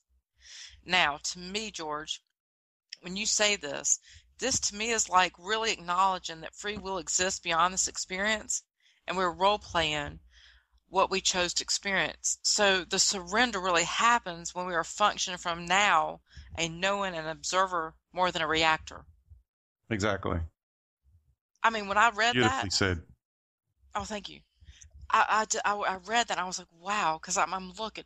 Greater aspects of self, meaning the higher self and the soul, are now saying to my traveling spirit that my ego and my earthly personality, which is living the experience of this one single lifetime, now needs to release control of this life and surrender to my soul and my eternal essence. What does that mean? My soul, my eternal essence. It means acknowledge me, acknowledge free will exists beyond this experience. Acknowledge we are role-playing. Acknowledge that we chose this experience, and acknowledge that we need to surrender. See, another big deceptive notion, propaganda going around is that Earth is the only place of free will. Right. What a load of bullshit. Yeah. Yeah. You're yes. So, I don't want to get ahead of myself. Yes. So basically, you keep talking ahead of me. It's like you're reading my mind. Like, wait before me. Go ahead. So it's like people are making decisions here from the level of the earthly personality or the earthly egoic construct, which is resides in the mind, which is influenced by the mind matrix. Yeah. So how does that work? How's that free will working for you, everyone? You know, how's that working for you? So when we actually realize where this notion of free will is functioning from, what platform, what level, then we go, then it's like a crikey moment, then it's the penny drops or the light bulb goes on or whatever expletive you want to use. It's like we've got to realize that, hang on a minute, George is not in control of this life. And I got so many messages to tell me that, but I just kept ignoring them because I didn't want to believe them. And then it got to the ridiculous point where, me as George, and this is going to sound really schizophrenic if there's any psychiatrists listening, Well, I am a universal psychiatrist without the degree. Just let me exactly. Let you know. Exactly right. Exactly right. Yeah.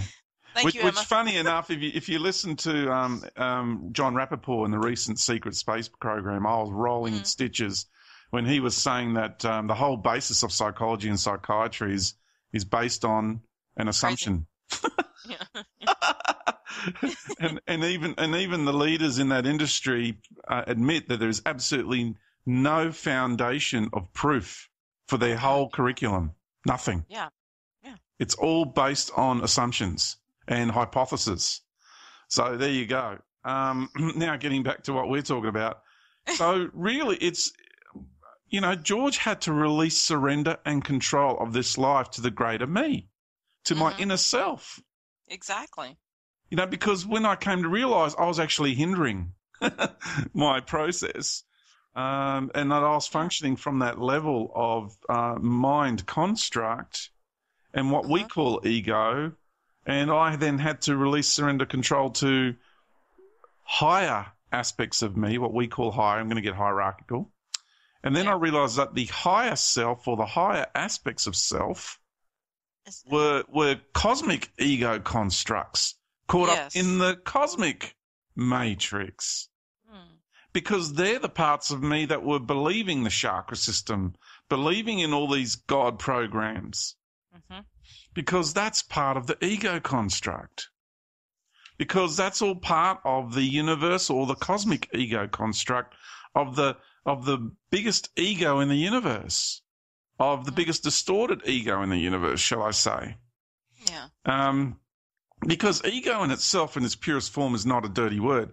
Ego is the word that is now used like every other word. Like the word Satan has been completely destroyed.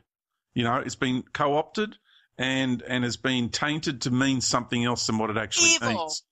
Yes. Yeah, it's been aligned with evil. It's like conspiracy theory. That word association.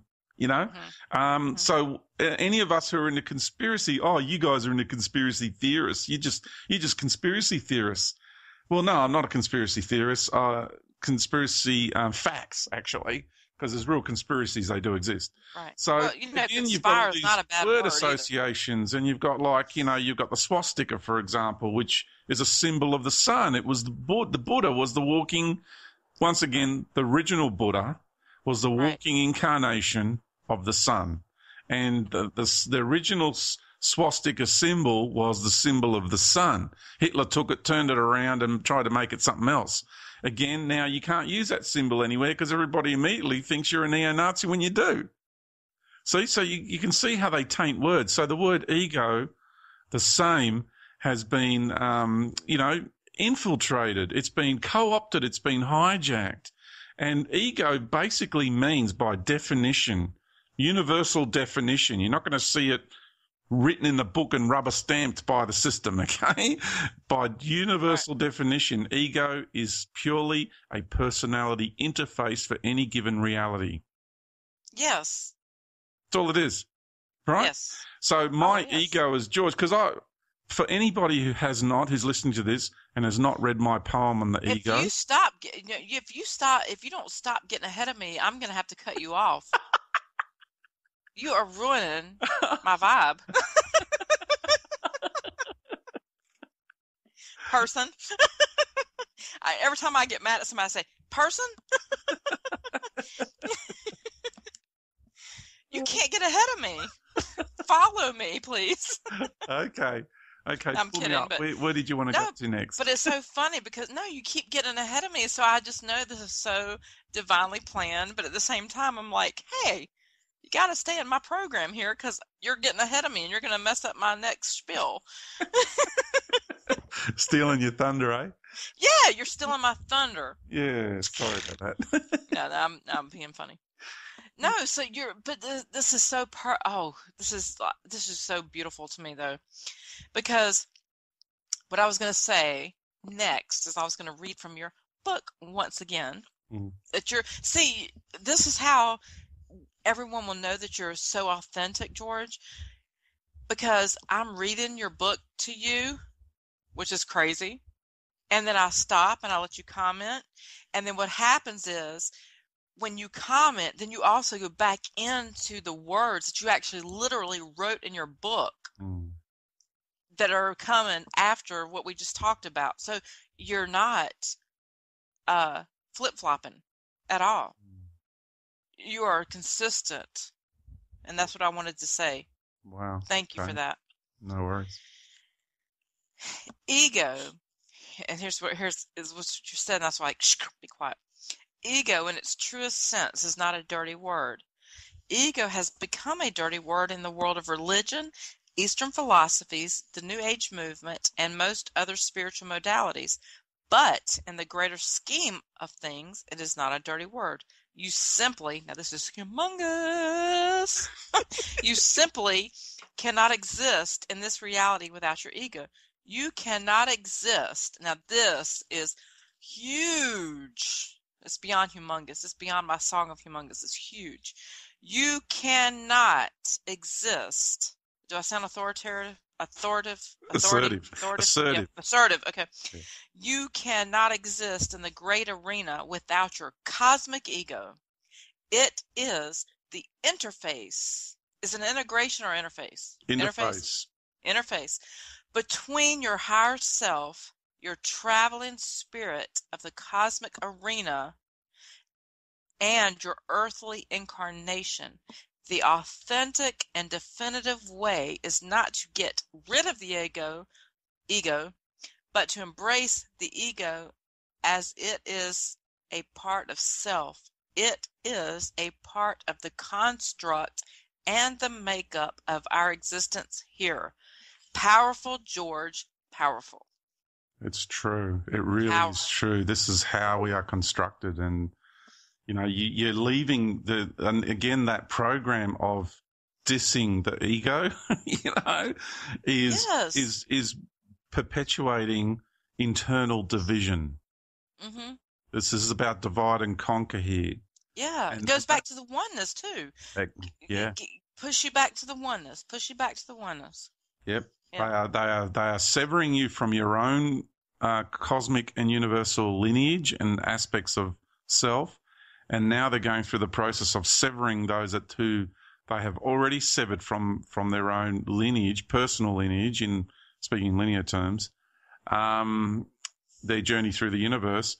Now they're severing those people from their planetary mother, and their solar father. They're severing the people from that. So it's a pretty big deal, really. Yeah. Yeah. Okay, so I'm gonna read some more of what you wrote, and then I'm gonna let you comment. And I'm not gonna say anything else after that because I'm gonna go on to letting go. But I'm gonna read this, and then you say whatever you want to say afterwards. Okay? Is that okay? Okay. Okay. Our egos have this habitual nature of wanting to control the course and destiny of our experience in this reality. So the question remains, why, and therefore what, is influencing our ego to behave in this way?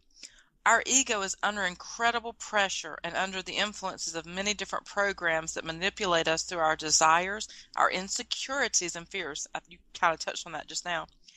Our ego is literally under siege. It is challenging to exist in this reality and to be completely immersed in all of these programs of influence that are trying to control us through the matrix. One needs to find balance in the heart. We achieve this by allowing ego to surrender control of this life to the greater aspect of ourselves, the part of us that made the decision to incarnate, that part of us which is the composer, the orchestrator, and the conductor of these lives we are having. So George is not the creator of this life. So George is not the creator of this life I'm having. George is my earthly personality of this one lifetime and the earthly aspect of me that is living the experience of this life. George did not decide to incarnate. George is the incarnation. We need to understand this about ourselves. That's huge. It is. It is. Like when you realize, when you, Patricia, realize you're the incarnation, but you're not the creator of the incarnation. It's like if you ever looked at a video game and you choose the character, you choose, the qualities, the characteristics. Okay. So it's like, you're playing a video game, but hang on. You outside of the video game, you're the one who's actually in control. Exactly. David said that to me so many times. Yeah. It would be like, it's a great analogy. It would be like the character in the video game thinking it's, in control of what it's doing there. But, brilliant. But it's not. You're the one outside of it. You're the one who made the decision to go in there and create that character and be a part of that video game. So, and I don't say that to devalue this reality. It's about using the analogy to get people to understand the concept of the aspect of us that is beyond this reality and the aspect of us that is inside this reality. Oh, no, George, you know what? Thank you so much, because you just made me want to go put my arms around my husband and give him a big hug. Because he would say that to me all the time. I was like, why are you comparing my life to a video?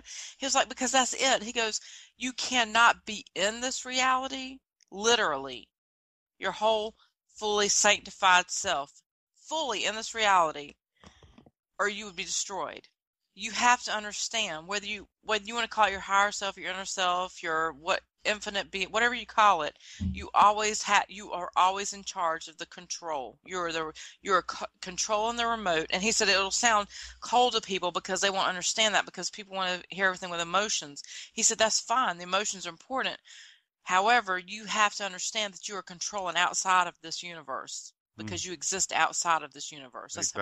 That's how you stay infinite. That's why you're infinite. And everything in this universe is a co-creation.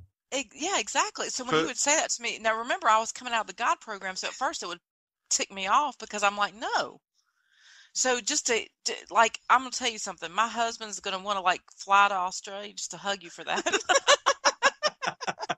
Well, I want to give Dave a big hug too, in a man love sort of way, you know. Yeah, no, yeah. He's onto it, mate. Fantastic, fella. Good on you.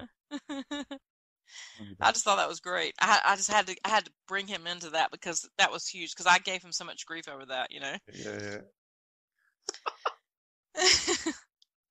So then you said we can release and surrender not to angels, nor to ascended masters, and not to a deity or God, which are the deceptive programs, but rather to the greater aspect of us that is in oneness and harmony with the true universal creator. Then this is when flow starts to happen, and this is when we begin to flow in our river of life. Exactly.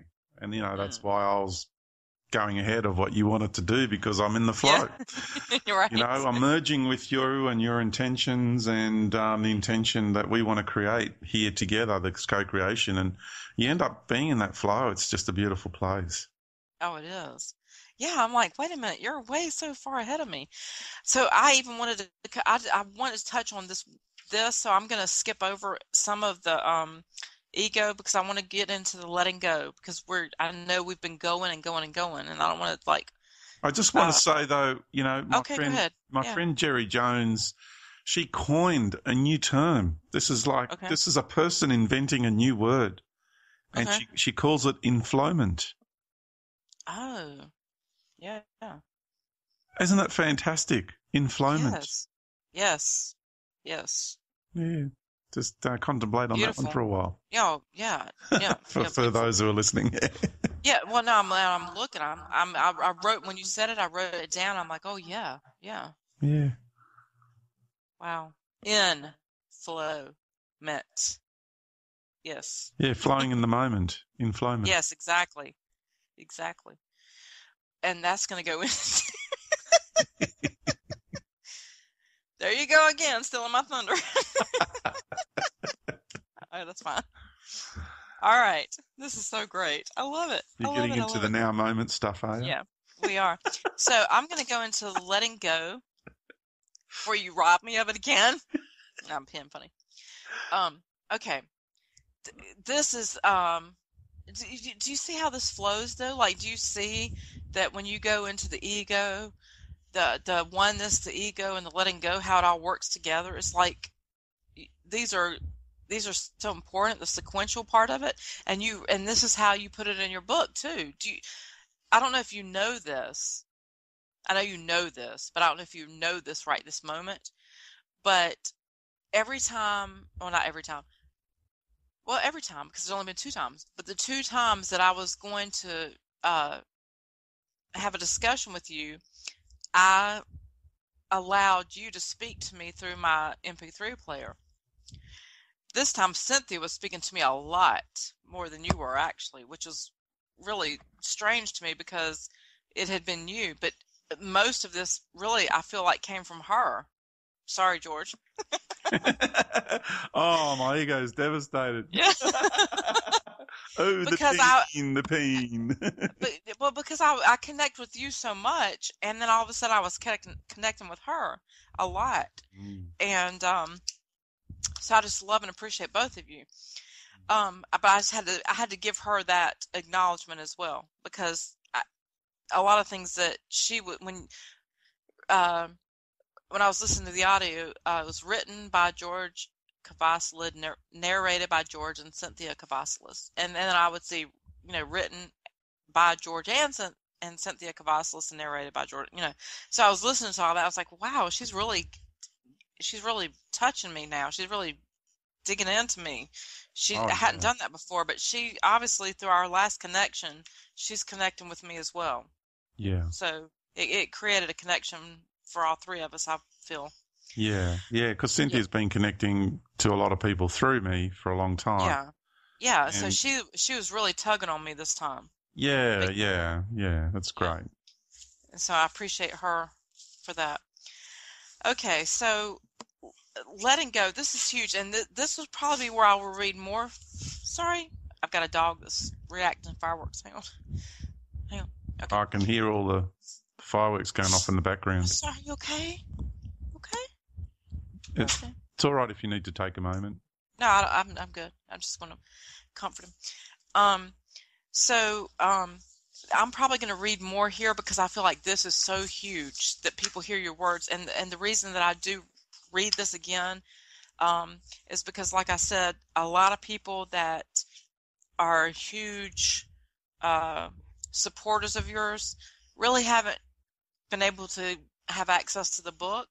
I've shared it with people. Like when I did a session with you, I would share where I purchased the session. I would share a book with someone else so that they could read it. But I feel like sometimes this has to be said, and then it's going to also contribute to people wanting to go buy the book that can actually afford to do it. Yep. So you wrote, letting go is not about non-attachment. To just be simply means being your authentic self. People say to me, George, you should be doing this and you have to do that because other spiritual concepts are saying you must do this and you must do that. You must dress like this and dress like that. You know how I feel about that. Eat like this and don't eat like that. Pray, meditate this way. Pray, meditate that way. Enough already. These are old programs. Now all we need to do is allow ourselves to be. Let go of doctrine. Let go of trying to force it. Let go of trying to make it happen. As challenging as this may appear to the egoic mind, this does not mean to become stagnant. To be means to flow. This way still requires a proactive approach. I've got more to read, but is there anything you want to say before I read? Not really, because I feel like I've expressed it as best I could through those words. Oh, you did. So at first, because of this habitual nature of our egos, which are being influenced from the mind matrix, wanting to control, we experience forms of guilt and perceive this new way of function as though it is a lazy approach, as though it is doing nothing and creates no sense of achievement, and it perhaps even it is disempowering. Our egos have associated their existence through these other programs for eons of time. They have been conditioned to feel validated when functioning within a program. See, I would feel that way. I would feel like that was my validation, that through religion, through politics, through a lot of different things. Even, there's so many things. I don't want to take it to too personal levels because it'll get weird for people. Because you can go into so many realms when it comes to parenting and being married and having your family members and stuff. There's a lot of that even goes on in those dynamics. To me. Like a person that feels like they have to procreate constantly. You know, I feel like that's even part of that for their worthiness, their validation. Like, oh, God said go and multiply. Yeah. So they feel like they need to have like the Brady Bunch. I mean, yeah. You know, so I mean, I'm saying that goes in so many different realms. But well, you know why the entity called God wants people to procreate profusely, because that way it can create more of its serfs. Yeah, definitely. It needed to overpopulate this world because it needed more of its resource. Mm-hmm. Yeah, remember, this human vessel is the greatest resource. So it needed to needed to create as many human beings as possible. Because then it's got more resources. Yeah. Oh, yeah, and like if you lose one, you gain another. I mean, It's like Well, it's some people are like, productivity. It's yeah, it's like productivity. quantity Like over any quality. factory, like any factory that's creating a product, like Yeah. because these entities actually, a lot of the ET races that work for this entity and, these godlike entities, you got to realize that they look at us as chattel. We are just products when nothing to them. We're just a commodity. So please understand that from their level as well. It's, it goes further than that, for other races and other entities and other beings and all the way back to that God entity. It runs much deeper than just looking at us as chattel, but for the medium management, the middle level management, we're just chattel. Yeah. And higher up in the hierarchy, it goes into, we'll discuss that later, but does it run into some deep territory? Can I run with it now or? Oh, yeah, no, you go ahead. You go ahead. It's flowing, baby. It's flowing. Yeah, let it go. Yeah, let it go. When we get into the higher ranks, we're getting into envy, jealousy, despise, hatred. We're getting into those sorts of energies, those sorts of feelings, disdain. Unbelievable amount of disdain. It is.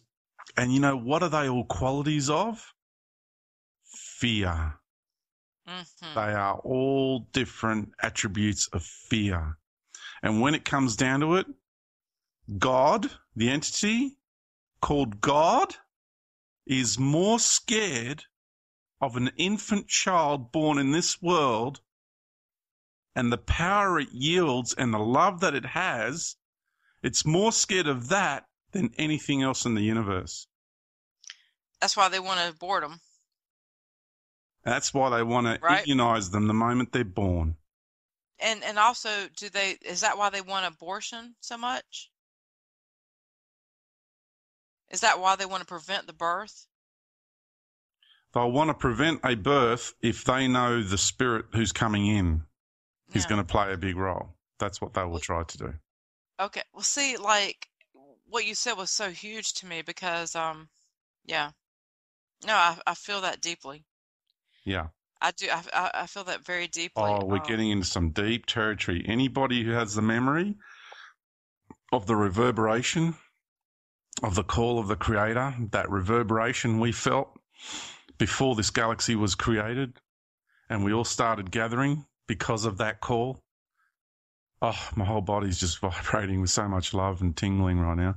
Mm-hmm. That we started gathering and we started having meetings and deliberations because we knew we were going to create a reality that was going to be a fractal reality for the first time in this universe. The idea of it for the first time came through.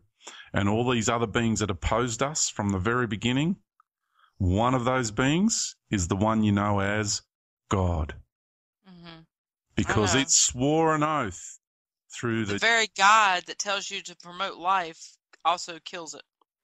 It also is the one entity that swore a vow of vengeance at that time. Anybody who has this memory, this is the events that took place. There's beings incarnate on everybody who was at those meetings is incarnate on Earth now. And those beings vowed a vengeance because they didn't hear the call. They started becoming immersed in their own self-serving light. They became enamored in their own self-serving light and their own self-serving interests.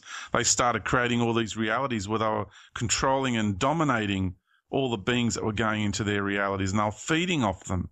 And that notion itself, for the first time in this universe, was abhorrent to those of us who are with the natural order. Mm-hmm. And so those other beings did not hear the call. We heard the call, and we started gathering, and through respect, we notified them of our intentions. And the horror in their faces, I remember it clearly, the horror, the shock that they experienced, that we would embark on such a project was unbelievable. And they vowed a vengeance that they will stop us, destruct us, and hinder us every step of the way, and they will do everything in their power to stop this process from happening. Mm-hmm. And now you know the kind of energy that you're dealing with. When you deal with the wrath of God, you're dealing with a jealousy and an envy. Yes, he says and it. He hatred says, like you what does he wouldn't say? believe. What does he say? I'm a jealous God. He says that. I'm a jealous God. He doesn't hide it. He's put it out there. I am a Now jealous you know where God. it comes from. Yeah. Now you know its point of origin. Yeah. Well, I truly have love and compassion for women that have had abortions. So this is not a judgment on them. This is not to hurt them or harm them. But I've counseled so many women in the past that had abortions, and it's just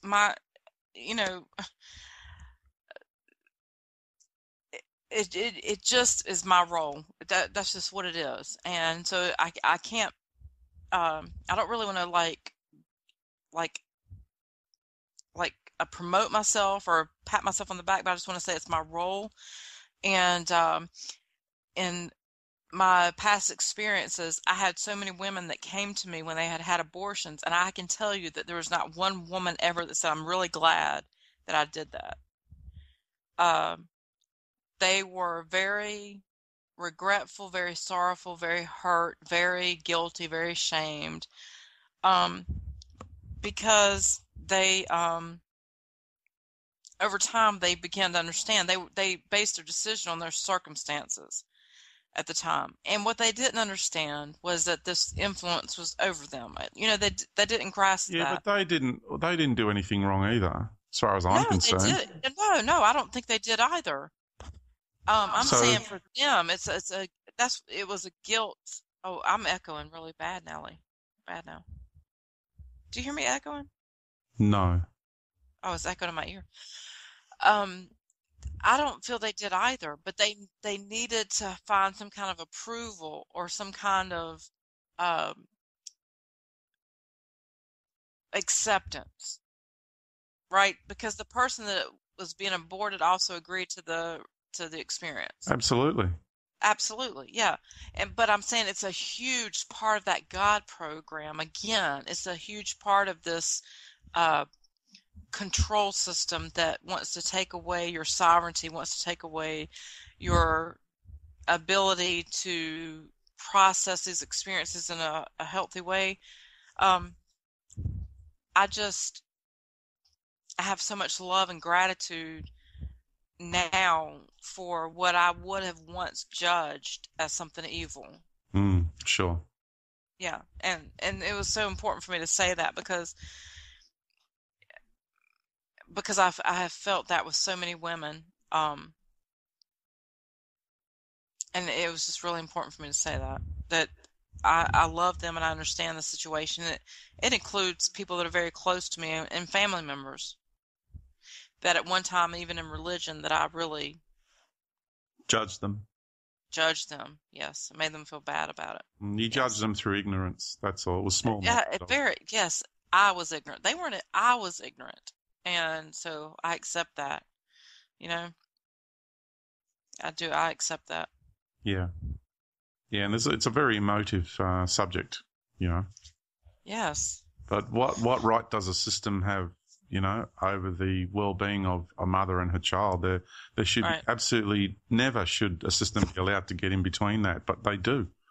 They get in between it all the time. It's disgusting. Yeah, it is. Anyway. So, yeah. All right. So, something that when it comes to letting go that I really wanted to share that you had expressed in your writings, and then I wanted to say something about how I feel about this too. It was so, again, it was something so significant. You said, I came to realize that there is no doctrine or program outside of me that can give me this depth and strength of surety. and rediscovered my trust of self, I've also come to realize there is nothing outside of me that can give me that level of validation and purpose.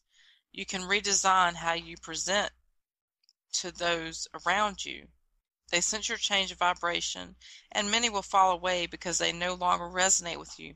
Do not worry when this happens, because new people will always come in who will be a vibrational match for your new level of awareness and emanation of authenticity. And I said, I feel there is so little authenticity. Even the community of humans that claim to be living authentically, I find that this is truly an individual journey that one has to explore for self. You can't really get caught up in other dramas, and I just feel like you write this so well, because it always goes back to self, like letting go and not getting caught up in other people's drama. And so I want to read this one last thing, and then I'm going to let you comment. As the planetary changes increase, the dramas that ensue will want to draw you in. Step back, let go, and watch from a detached perspective, and know that they belong to others around you. Any negativity that is projected to you from another person is coming from within their world of pain. The circumstances are just a trigger for that pain to come to the surface and be exposed and released. Therefore, try not to get involved in their pain, and at the same time, do not allow yourself to be their emotional punching bag by politely setting your boundaries. Stay true to your sovereign spirit, and all will be well. This is occurring because the end of the road to compression was to be the meeting place, the place where our soul was to meet with our traveling spirit. Yes. George, this is so true. I've seen this in my life, and I've had to step back, let go, and just be. And I just went, these words, and I remember Cynthia did read some of this. I remember because I loved it. Yeah. It's just beautiful. It's just empowering. It's just beautiful, and we've lost that. We've lost that. We're so caught up in the political paradigms, the religious paradigms, you can't eat this, you can't eat that, you can't go here, you can't do that, you got to do this, you got to do that. We've lost our ability to just be, to let go, to explore our experiences and go within. And it's about remembering that. It's about recovering. Like, we're recovering drama queens. Yeah. We've got to let go.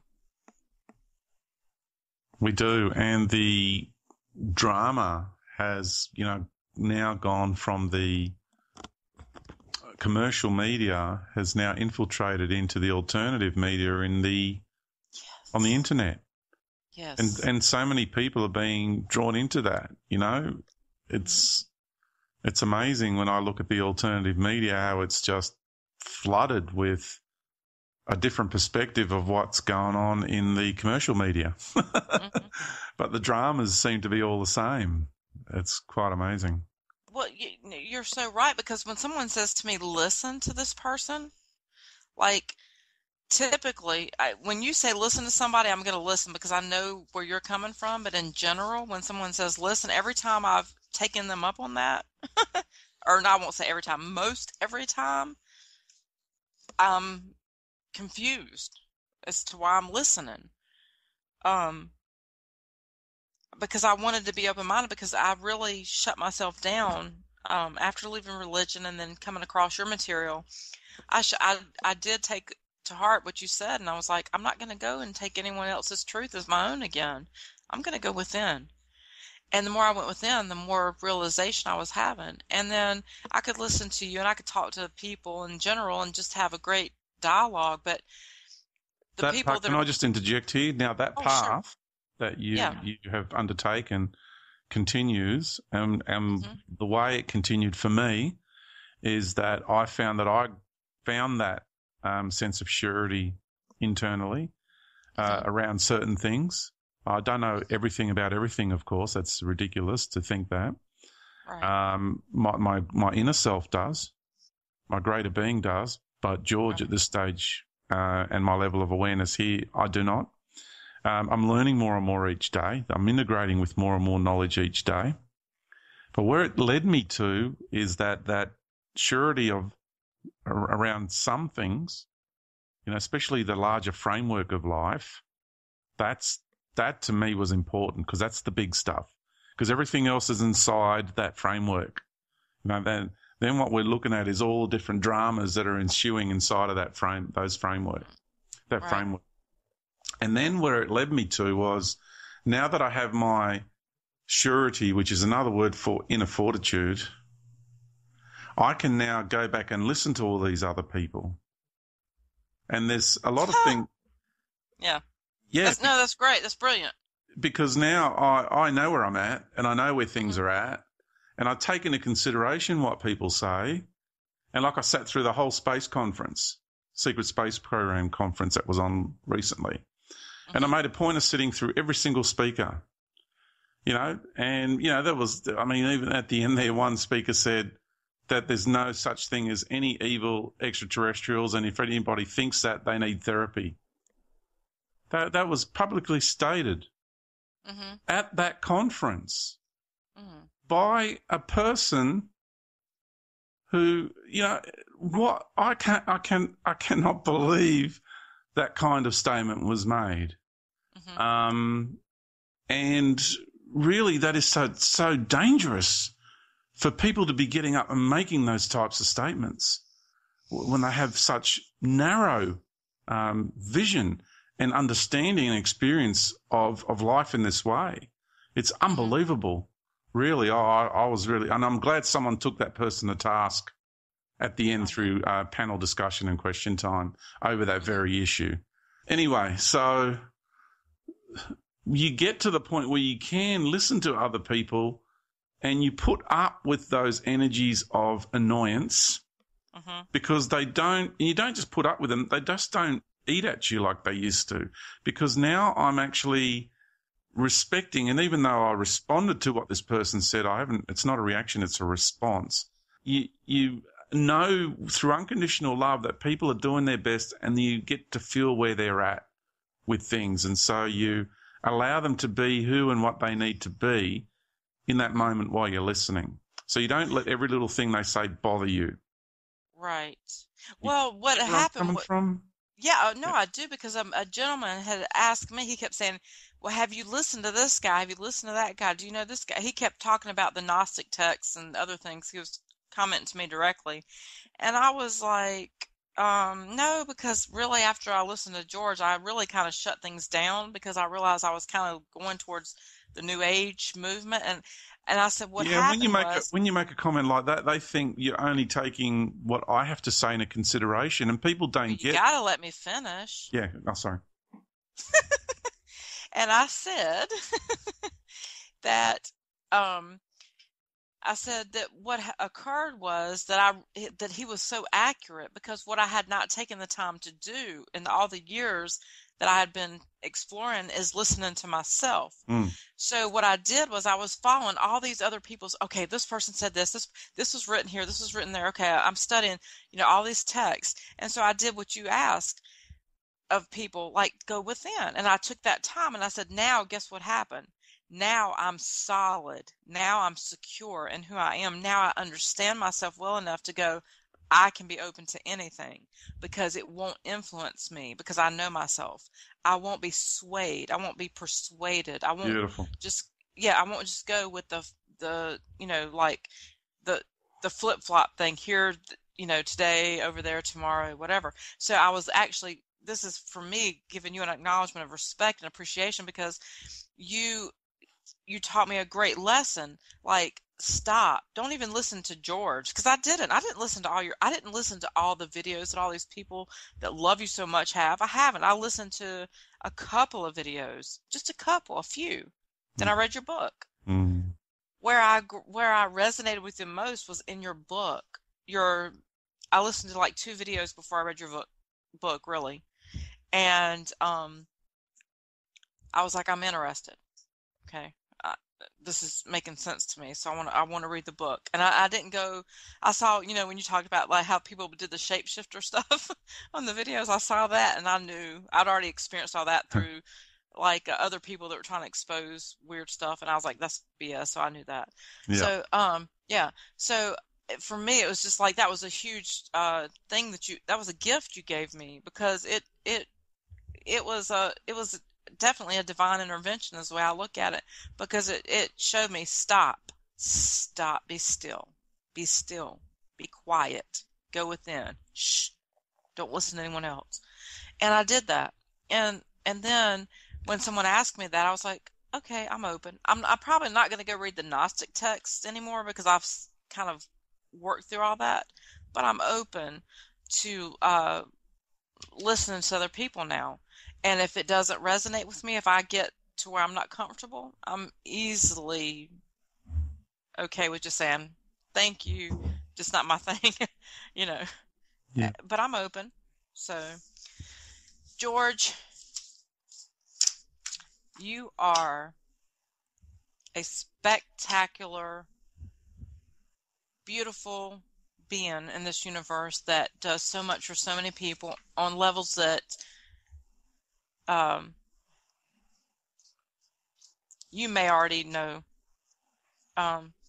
So if I say you don't know, I'm probably just not aware that you know. But the whole reason that I wanted to take the time to interview you and share with other people was because I know how much they love you, how much they respect you, how much they need to know that you're aware of them and their love for you.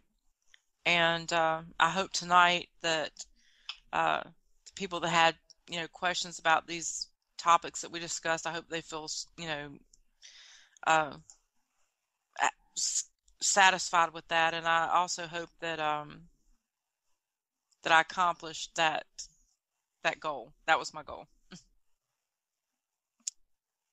So. Yeah, I wasn't aware that there's that many people out there that see me in that way, because I get negative feedback from a lot of people as well. So I want to express my love and my gratitude, my deep gratitude for the love and the support that I do get from so many, including you. To hear you speak that you're standing in your own power and your own sovereignty, and you are once again knowing thyself, is music to my heart. It's what my work is all about. It's not about just people just listening to my material. It's people actually actively engaging in their own soul and their own essence and their own power, because that's what my message is actually all about. That's what your message has always been about. People just chose to put you on a pedestal that made it impossible. And I think people are starting to, that was kind of the thing. People have to come back into reality and understand that they chose to do that. You didn't do that. They chose to put you in that situation. There's nothing you've ever said that's been disempowering. Everything that you've ever spoken that I've heard has been nothing more than empowering and encouraging and supportive and loving. So that's why I said it's not reconciliation with you, it's reconciliation with themselves. People needed to have this reconciliation with themselves for choosing that belief system. And it is my heartfelt hope and love for them that they accept that, acknowledge it, and move on, and accept their sovereignty and really run with it, and not be a victim anymore. Yeah, this is what we're all waiting for. Yeah. Is the world, that Mother Earth is waiting for us to do that, and we're waiting for Mother Earth herself to do that. Yeah. Because she's going to have to do that too. Well, and sorry. And just to share a bit of another really big one towards the end. Great. I had a communication with Mother Earth recently, and she shared with me how she needs to go through a death process. So the Mother Earth that you experience now and you see now and you feel now on this level of reality, just like my ego has to die in a sense, it is the metaphorical death and rebirth process that we are going through. Well, so too is Mother Earth requiring such a process, because we're in a symbiotic process. And she reminded me of my knowing, which I shared a long time ago, that, and I haven't been speaking of it much lately, that everything that you see that's on the Earth's crust will have to go. Everything. And that we will integrate and merge interdimensionally with her. Mm-hmm. And we won't be around on this physical level when she does that. Thank you, thank you, thank you, because I said those very words to my husband. I haven't said that publicly.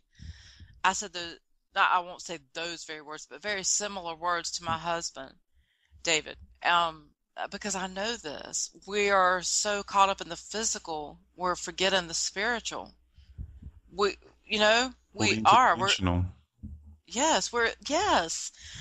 And I know this, and it's like when someone tries to nail me to a certain concept, I'm like, no, it's not going to happen, because I'm cosmic. She's cosmic. We're all cosmic. This is a universal journey. Yes. Yeah. And see, that sort of knowledge I just shared can be really difficult to live with for some people. It is. I know it is. Right, because I'm painting and renovating. I'm want to get involved in other projects in this world. And so having that background knowledge, and I had a discussion with my dear friend Leonie in regards to this very subject matter. Mm-hmm. And we're both so at peace with that now that we can continue to live and create in this world and move forward in this world on this level, all the while knowing that eventually we're going to have to walk away from it. And that's the beauty of not being attached. Right. You know, this is the art of detachment. Yes. I know. It makes me feel sometimes like, and I've said this before, I'm sure, for some people, it would seem that I'm cold, and I'm not cold. No. I'm aware. I'm aware. And so for someone that's so passionate about a specific attachment, they don't understand me. And I would like for them to understand me, because I don't want to hurt them. But at the same time, I can't be responsible for how they feel about it. I just know what I have to do. I know where I'm going. And so, yeah, of course, even yourself, if you could take everything that you know and share it with someone, and they go, oh yeah, I get it, that would be a great feeling. But you know that that's not possible, because it's their own journey, and you're not going to change their journey. But I know for myself, what you're saying resonates with me completely. It's what I know. Whether you would tell me that, or if you told me something differently, I might not call you out necessarily, because we're doing a show, so to speak. Oh, I'd like to think you would. Well, yeah, but I might just let you express yourself and just say it. Yeah. Instead of challenging that, because I would go, well, that's his journey, so I'm not sure if I want to challenge that right now. I might want to just let him go with that and see where it takes him. Yeah. Not that I would. Not saying I'm too weak to confront you. I'm saying it may be that's what you have to explore for a little bit. So I'll see where you are the next time we talk. But for me, I have expressed this to other people, and they don't like it. And I've seen the reaction I get, which is not good. And so I feel like, okay, I said it to people. It hasn't really changed anything for them. It's just put us at odds, which in a way is a good thing, because then it's like they're going to go do their thing and I'm going to go do mine. But what you said is so spot on for me, and it's my knowing. So there's nothing I could say to disagree with you. I'm just so happy you said it, because I didn't even know that you were at that awareness. Like I thought I was more aware of that than you were. Yeah, no, I've been saying it for a long time. I've been saying it from the beginning that, you look at around and you see the current template of the natural environment, and that everything is killing everything in order to survive. That vibrational field of death and destruction, which is constantly happening on this on this world, every moment, even in your own backyard. Think of all the organisms and bugs and plants, and it's just constant on every single level of this reality. It's all about consumerism. Everything consumes everything else in order to survive, and that vibrational field of reality is what Mother Earth has been carrying on her body for a long time. And just like we're releasing templates of negativity and templates of death and destruction from our own personal beingness, our own embodiments, so too is she. And it'll come to the point where, and this is where I warn and I inform and I warn all those extraterrestrial groups and interdimensional groups with agendas to come here and want to own, control, dominate, and take ownership of this world, that your time is very limited, that you need to pack your things, get yourselves organized, and leave this reality. And there's going to be the harvest. I've talked about the harvest a long time ago. But they are coming to harvest their human herd. That is how they said it to me in the meetings and deliberations I've had with those entities. Right. They're coming to harvest their human herd. There's going to be a multitude of spacecraft that will land in this world in the future when the planet starts to shake, rattle, and roll and do her thing. By that time, people like you and I, we're going to be moving in and out, of the frequency. We won't have an issue with it, because we know where we're heading. But for those who are not going through that process, they will have to get off the planet. Otherwise, they'll experience the death process in this world. And they will move to other planetary systems and continue their path onwards in other realities. So there's a lot to this and this statement I just made. And what it does is it creates a very difficult scenario for people. Children, I've got children. What's their future going to be like? Their careers. People want to build businesses. People want to do this, want to do that. They want to get involved in relationships and bring more children into this world. All that becomes very difficult for a lot of people with this knowing and understanding. Do you have the wisdom and the capacity, not you just personally, Patricia, but you who's listening to this conversation? Yeah. Do you have the wisdom and the capacity to deal with this kind of knowledge? So we're just going to include this little discussion of hindsight, really. We didn't quite finish explaining about Mother Earth and her going through the death process, how that could actually trigger people into feeling helplessness, hopeless, all is lost. They can fall into despair, depression. They can bring on depression because they just feel, then what's the point? Yeah, and I feel that every moment of every day is the point. That regardless if you know what's coming, it's like you go to the beach and at low tide you build a sandcastle, and then at high tide the water comes and washes it away. See? And I used to do that as a kid. There were times when I built it beyond the water line because I didn't want the water to take it away. And there were times when I built it in the water line because I thought, I'm just going to let this go, even though I built it and I enjoyed it while it was there. Then I just let it go and I just let the water do its thing. So it was interesting. And I feel that it's important for people not to fall into despair, to know that all these experiences they still have going on in their lives, if they want to pursue a career, pursue the career, because you don't know where it's actually going to end up. That you'll actually be positioning yourself in this world in a particular way. Even though the curriculum is all mostly distorted and serves only a particular agenda, follow through with it. Finish it if you want. If you feel that that's where you're supposed to be going with your in your soul's path, do that. Don't let this kind of information destroy your passion, because it's actually meant to do the opposite. It's actually meant to ignite your passion for life, to go into that place of unconditional love. Yes, I'm participating in a system. Yes, I'm participating in a curriculum. And I can do that in the capacity of knowing where everything is heading in the end. That takes a big person to do that. Mm. Because your experiences along the way are the magic, are the alchemy. If you focus only on the destination, that it's all going to be gone anyway in the future, so what's the point? Then you're only focusing on the destination. You're not actually focusing or living in the moment of the journey itself. You don't understand the value of the journey. Yes. And the value of the experiences.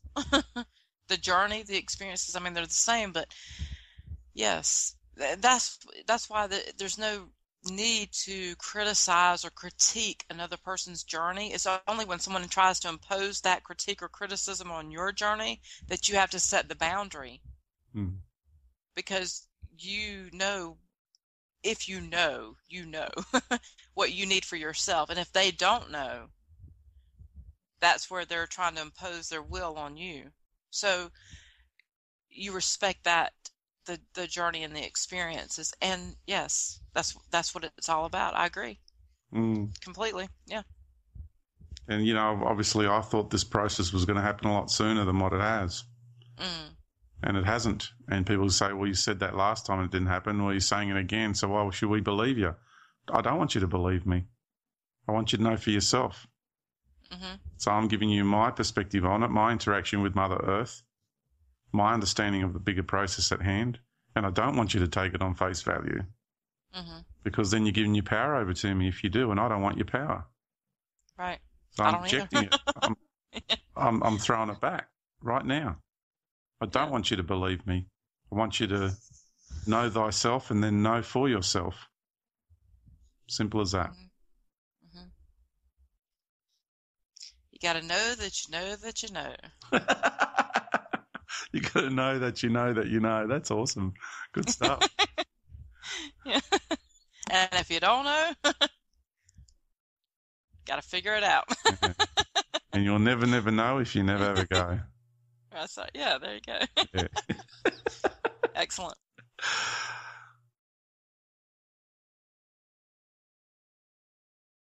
See, this is where knowing what's coming can sometimes be very challenging in one's life. It's taken me a lot of years to come to terms with this kind of knowledge. I've carried this around for a long time. So I'll say to you, if it bothers you too much, let it go. Even put it in your mind that I'm a disinformation agent, if you will, and it's not going to happen. And that way, if you just want to go back into the matrix and have your happy little time, then that's fine. But know that this is pending, it's looming, it's inevitable. So at some stage down the track, we are going to go through this process of letting go of this level of reality. Because if you don't ever let go, you're forever going to be perpetuating entrapment.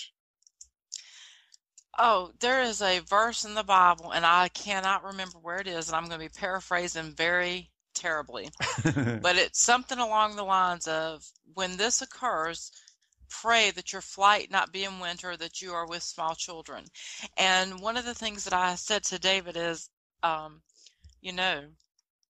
wanted to be a grandmother so badly, and my children are 25. I have twins, a boy and a girl. They're 25. My son is in Alaska. My daughter is living in D.C. She works for AT&T in a good corporate position, and my son's in the military, and he's actually getting out because he's been standing up against the military because he's starting to figure it out without mama. And so both of them, though, are very intuitive and are very knowing. And so they're figuring things out on their own, and which is awesome. Yeah. But I used to feel sad, like, they're 25 years old. Neither one of them are really going down the path of grandchildren or whatever. And then I was like telling David, I was like, thank goodness, and I hope they don't, because I just, with the people that have small children, that have grandchildren, I understand that that's your experience. I just have experienced so much pain, so much tragedy in my life. I have a role to play right now that it doesn't accommodate that. And if those were incorporated, I don't even know what I would do, because that would be so traumatic for me. I don't want to be responsible for little ones right now, because it alters so many things. Well, And our responsibilities have changed. For me personally, I've got my sons that I'm still responsible for in a way. And, I haven't played the role as a father that I would have liked to have played because of this greater responsibility I have. I've made a huge sacrifice in my life, in my personal life, for me to fulfill my greater role here, which I hope people can sort of think about. They probably never even thought about that side of my life. So I say that we are now, for me, I'll tell you how I experience it. I now experience it that, I'm responsible for every man, woman and child on this planet. And even though they're responsible for their individual journeys, I'm one of the beings who created this reality. I'm one of the beings who created the galaxy. I'm one of the beings who created the solar system. I'm one of the beings who created this planet. And I'm one of the beings who created our genetic vessel called the Earth Human. I'm one of the beings who created this body. And I know people who are listening too are some of the beings who created this as well. So we have a different set of responsibilities. We know it. It's innate. It's inside of us. No one's told me about this. This is a knowing that I've had, that I'm here to do something quite significant in this world. And the reason why I'm here to do something quite significant in this world is not because of ego. It's because of my obligations and responsibilities as being one of the beings who has created this reality. Straight up, simple as that. Nothing fancy about it, nothing more or less about it. And that's what I'm saying. Like, I'm agreeing with you, and I'm like, if I chose to have grandchildren coming in, man, Cynthia has. She's over in New Zealand, and she's got a new grandson, Alexander Paul. What a beautiful man! He's one of my kin. Actually, I know that being deeply, and we got another one on the way. So technically, I'm a grandfather. I'm a step grandfather. Hey. In Greek, we call it papu. So I'm Papu George to the little boys. Yeah. See, but but George, for me, it's like everything around parenting is such a sensitive thing for me because of the way that I grew up and then the way that I tried to parent my kids. It's kind of like I wanted a break from that because it's so painful to me. And I'm like, if I chose to go have grandchildren through this, it's okay. I'll take the responsibility, but I know that it's more pain. And I'm like, why would I do that to myself? Yeah, but there's also a flip side to it. There's more of a blessing because the beings that are going to come into your life are actually here to support you energetically. Oh, yeah. Awesome. Yeah. I'll admit, though, I'm afraid. I'll admit that. I mean, I don't want to pretend like I'm so confident. I'm afraid because I've hurt so much that I just don't want to hurt like that again. You know what I mean? It's hard. It's hard to hurt like that. But you'll be in a different capacity when I'm going to use that expression, when the proverbial poo hits the proverbial fan on the planet. We're going to be in a different capacity. Yeah. So the pain that you've experienced in the past was how you were constructed in the past. Now you're evolving as a being yourself. So your capacity to deal with that situation will have transformed. That's good. That's good. That's really good. Yeah. And I'm sharing this because people who are listening to this need to know that about themselves. Yeah. No, thank you, because that's really been huge for me because, I had regrets about my children. I mean, we have a great relationship and we're very close, but I do also know that I was a wounded parent, and most of us are wounded parents. Most of us are, Me too. And so we just continue to transfer it, and I felt like, wow, at least with my children that I've been able to acknowledge these things, and I'm thinking, well, I've owned it. I've communicated it with them. I've apologized. We've reconciled. We've got a great rapport. And so I'm like, they'll be better parents than I was or my parents were because I kind of broke a cycle in acknowledgement and reconciliation. But then I was kind of like, now I'm free. Yeah. don't bring grandchildren into the mix, because It'll all But balance out. yeah, but I do get what you're saying, and that's just a fear of mine, because I have such an emotional, deep heart for people that, goodness, a grandchild, it's going to be huge for me. Yeah. So for all the people who just heard about, the way you see this physical reality winding up and Mother Earth really not wanting it, if you understand the hero's journey, like really understand the hero's journey, the actual archetypes involved, I suggest people look into it, because we're all heroes here, and that includes Mother Earth. She's a major hero in this whole process, a major sacrificial archetype, and what it means to be the martyr. Yeah, what usually happens to martyrs. Yeah. Martyr being the mother. We also got to realize, martyr and matter. Yeah, exactly. You saw my face. Yeah. We only just stuck the camera back on, didn't we? So really, it's she said to me, I need to pass. I need to die. As you see me, as you know me, I need to experience the death process. Just like your egos are experiencing the death process too. So she says, when it comes to the point in time, how is it that your atoms, your cells and your atoms, and then going down into, we're going to go beyond this DNA code. The DNA code is another bombshell. The DNA code is the computer-generated program that is running your genetics. It is not what you think it is. You are not the DNA. The DNA is the poisonous computer code that has been created to program your genetic chamber. I concur. So we go well beyond the templates of DNA, down into the templates of intention. And so when we go through this process of metamorphosis, we're going to do it physically. How is that going to feel? What's going to happen to us? Mother Earth is going to go through the same process. Yeah. So what's that going to look like?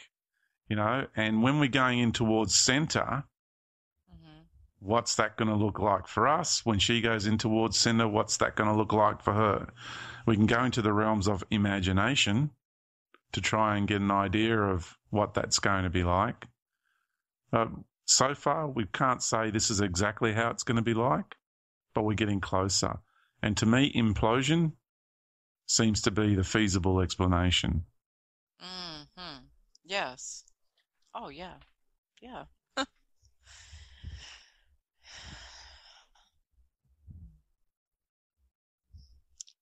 Yeah. A lot more, again, confirmation and clarity always. I mean, when I talk to you, it's just confirmation and clarity.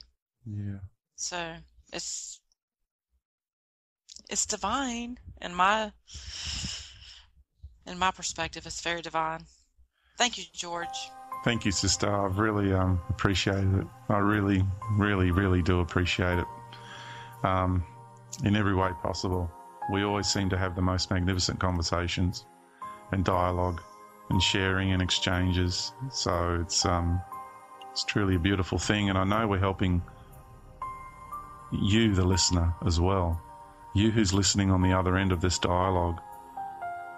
This really is, it's not just about myself and Patricia. It's about you. It's about you too. We're having this beautiful dialogue conversation, and we're sharing with you because we know in our deep underlying love that we have for you, in our unconditional love as part of our human family, we're sharing this for you too.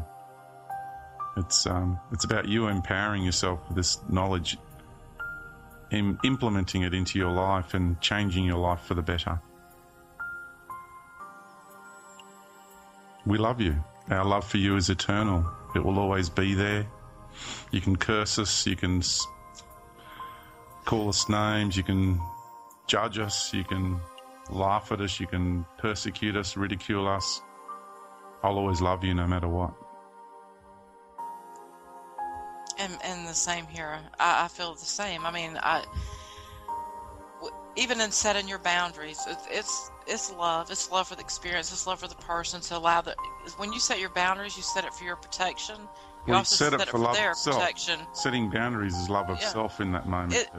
It's love of self, but it's also love of their experience. You have to let other people have their experience. So it's still an act of love, a selfish act and an unselfish act combined to me.